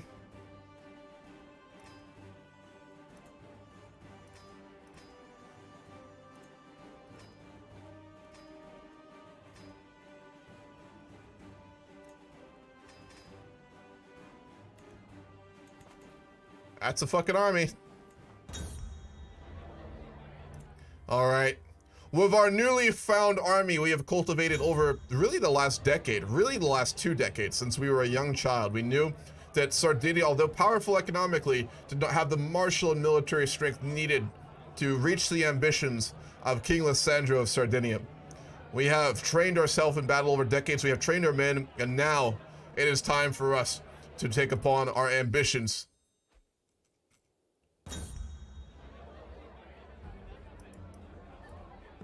We will begin with a war on Barcelona. Though our rival may be dead, his family and what they have insulted ours still lives on.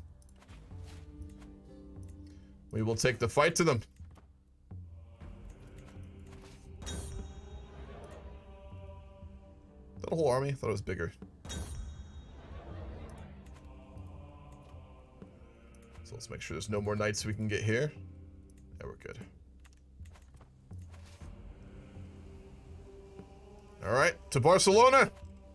We will get revenge. It's been generation, but because I mean, he attacked us when we were like what? We were 11, I think. So it's been around 2 decades, 20 years. But he is not the type of man to forget. Not at all. Oh shit! Let's land next to them. That's a big fucking army.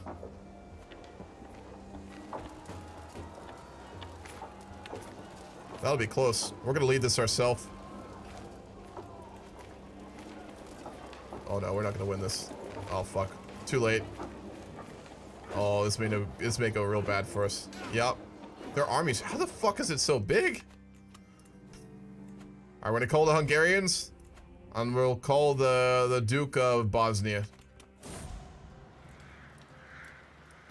Amidst the chaos that engulfs the plains of Barcelona, I attempt to catch my bearings. Across the feed, I spot Du Al-Nun desperately fighting. Oh no, is he gonna die? Barcelonian pikemen are slowly surrounding him, his exhaustion only too clear. The glint of a spear suddenly catches my eye, and I watch as Count Burrell, the spy master of Duchess Gunilda, delivers the vicious death blow. Damn. He's been with us since we were a kid. Fuck. And we lost. Alright, we're gonna need to reinforce that one very badly. I thought our troops were better than that. They're not fully reinforced, that's part of it. Careful of debt? Oh, I know. We'll go back into our territory when we'll reinforce. The hole my Aunt Mariana's death left in my heart remains, clawed open each time I think of her foul killer, and the justice that remains to be served. Day after day, the cruel logic of revenge dominates my thinking. Fouled each night by fitful dreams where I see Aubrey and all of House Bourgeonnet, wrecked by the same grief my family endures. King Aubrey of France becomes our rival. Man, he is really starting to get vengeful. We'll do a Karula II. We'll go for both strategies. That event is generic, and I've seen it 100 times.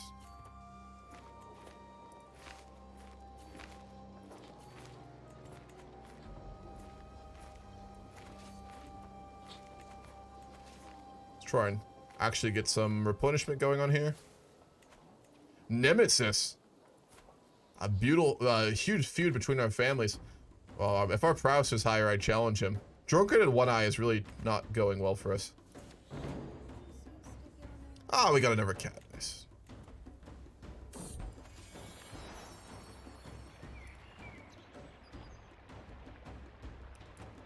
We'll go Flame. It's not a bad one. Alright, cool. We're regenerating our forces here. Where are the Hungarians? Here they come. 7,000 soldiers. That should be enough to defeat the Barcelonans. How many characters are we in? Jesus. It's 7 or 8, I think. Let me look. Yana becomes just. Very well. Jesus. Okay, 1, 2, 3, 4, 5, 6, 7. We are 7 characters in right now. 7 deep. Hungary's doing okay. They've lost a lot of territory, but they're holding what they have now.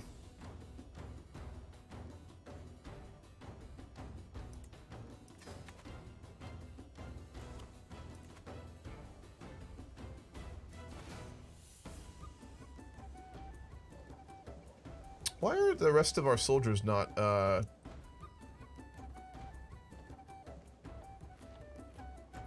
deploying? That is odd. Alright, here they come. Let's go.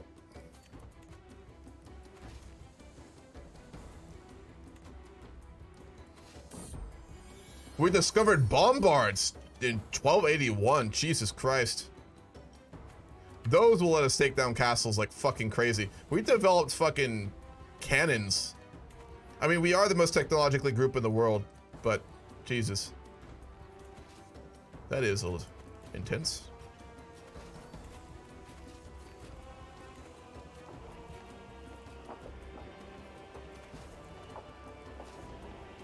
These are plains. We don't engage them in the mountains. Let's pull back. We'll force them to fight us on our terms.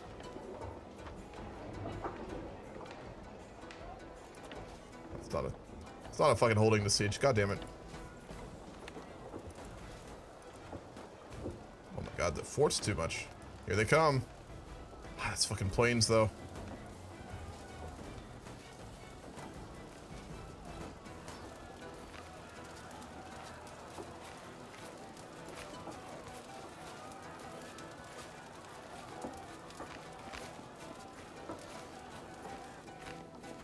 Can't get them to engage us.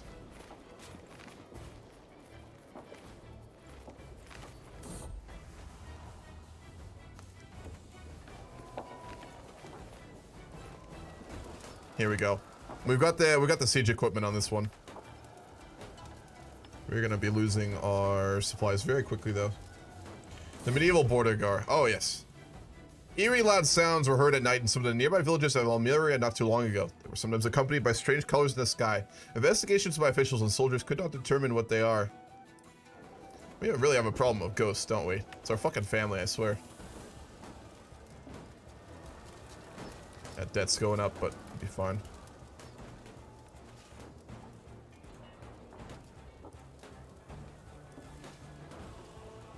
We'll sieging it out ourselves.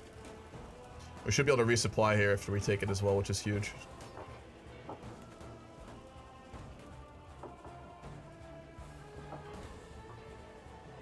What are Alessandro's traits? He is, oh man, diligent, ambitious, callous, zealous, a tough fighter, an eager reveler, an overseer, a novice hunter, holy warrior, reaver, crowned by the Pope, pilgrim, drunkard, intelligent, one-eyed, and a confident knight.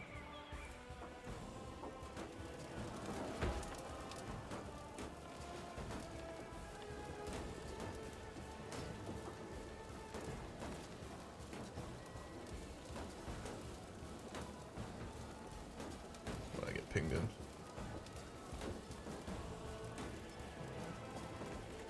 There's RP going on for that victory game right now. That game's been getting pretty spicy. Beautiful.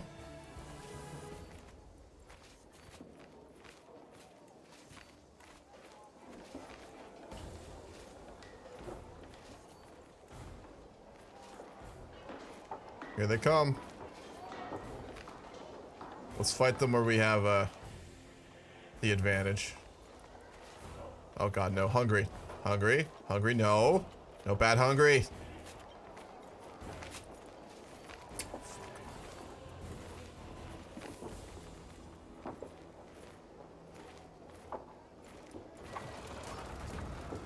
Oh boy. They're gonna come, so I wanna be the commander. Let's do it. Oh.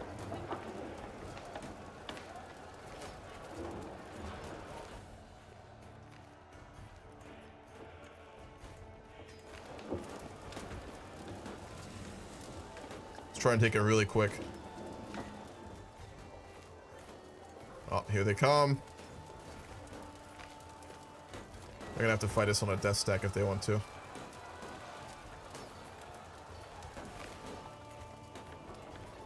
We got seafarers, nice.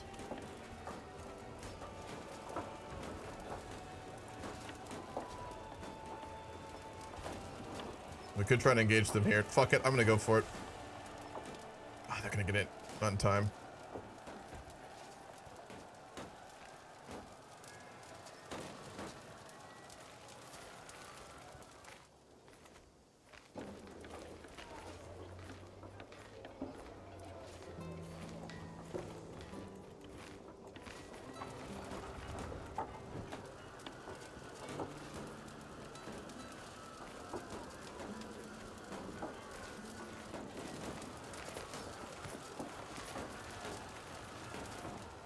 Close. Oh.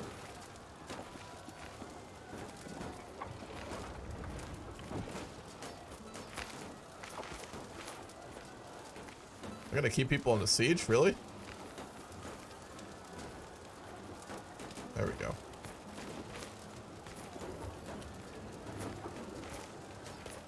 Oh, here they come! Where the fuck are you going? Don't you fucking dare. This is a big one. I need a good battle song. Oh, that's a good one.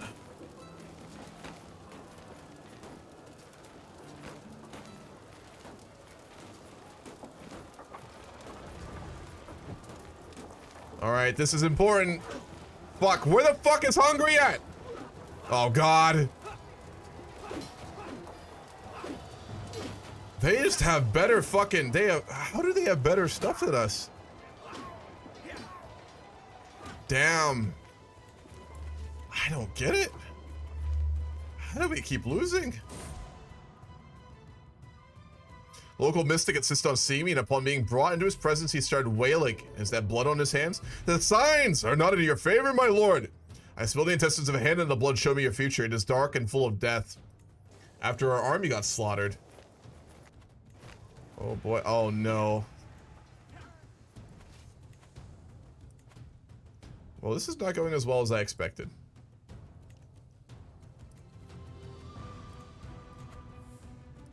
We'll call all of our family members to help us. We're calling in. It's a family meeting. The family meeting will be on the doorsteps of fucking Barcelona. We're calling in everyone.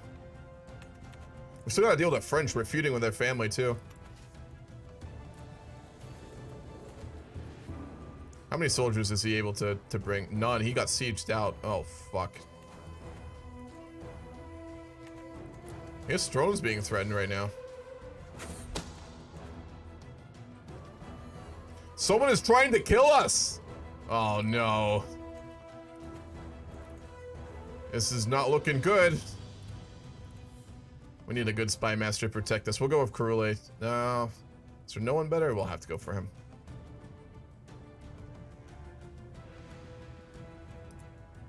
Null as our steward. And Gabinu as our chancellor.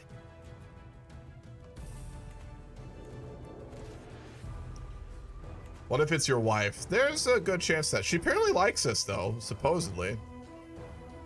Here comes Savoy. There's a story in our little town of a king with a garlic crown. To battle the infidels, he rode on a donkey, but his only success was with a small monkey. This ballad has become popular among the wandering minstrels. About us.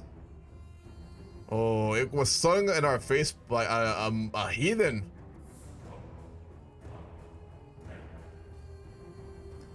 We're gonna imprison him and stop it from being done. And we're going to execute him by impaling him. To be fair, we are really fucking up in this war, so it's not unwarranted, but still. Alright, take number 2. 3? Yeah, 3. Let's do this. Savoy may be able to turn the tide here. They took some of our people prisoner, too.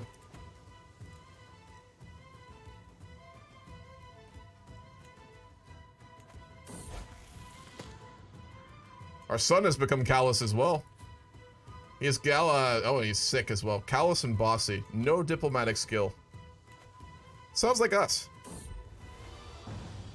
Wherever I go, my kinswoman Pascalia is sure to follow. What look in her eyes? No. No.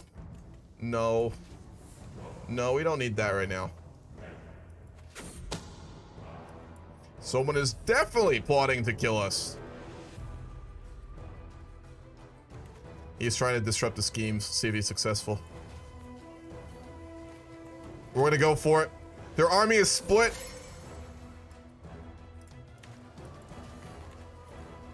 Let's get our support, come on. We got there first. We're getting pushed back, come on. Hungry, you fucker! Oh, not enough. If Hungary had been there in time, we would have won that. Fucking hell. This is not going well for us. Another fucking L. Barcelona's fucking strong. I will give them that. Our daughter came of age, and she is a fortune builder. We do outnumber their forces now. Fucking hell. Yeah. Oh, man.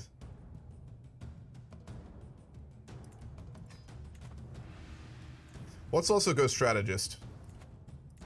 We need to really focus on trying to win this here. Oh no, we would have wanted chivalry, wouldn't we? Battle advantage, yes, that's the one we want.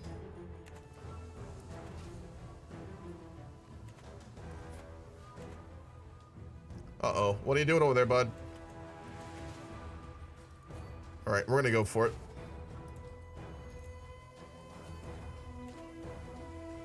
Savoy, no, come on.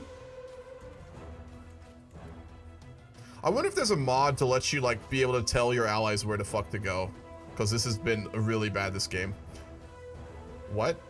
Oh, no, fuck. We lost. We lost 1,100 gold. That bankrupted us. We completely failed the war at Barcelona. Our forces were defeated time and time again, which I still don't really understand. Our quality was, I thought, higher. And as such, we were forced to give extreme terms to Barcelona, which we did to them before. We took 2,400 gold from them in the past. They took 1,500 from us. And yeah, we're pretty deep in poverty. The Pope will help us a bit, but still. Fuck. That is rough. We've completely failed to do justice against their family. Which will make that feud even worse. Speaking of feuds, we're feuding with the fucking French right now. Not that we could do anything, they're way too powerful. This insane grudge needs to stop. I'm scared to go anywhere and I jump at the merest mention of Borgione. My cousin is clearly shaken. I'm torn between the risk posed to my family and the need to teach King Aubrey a lesson. He's trying to kill us, that's who it is. No, we're gonna finish it. Let's try and murder him. We don't have money to buy anyone to do it either.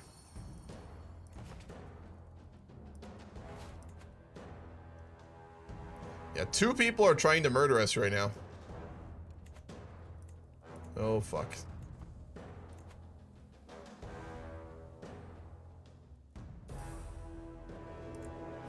It must just take time for them to reinforce, and maybe they can't do that when you're at war. That must be what it is. Only thing I can think of.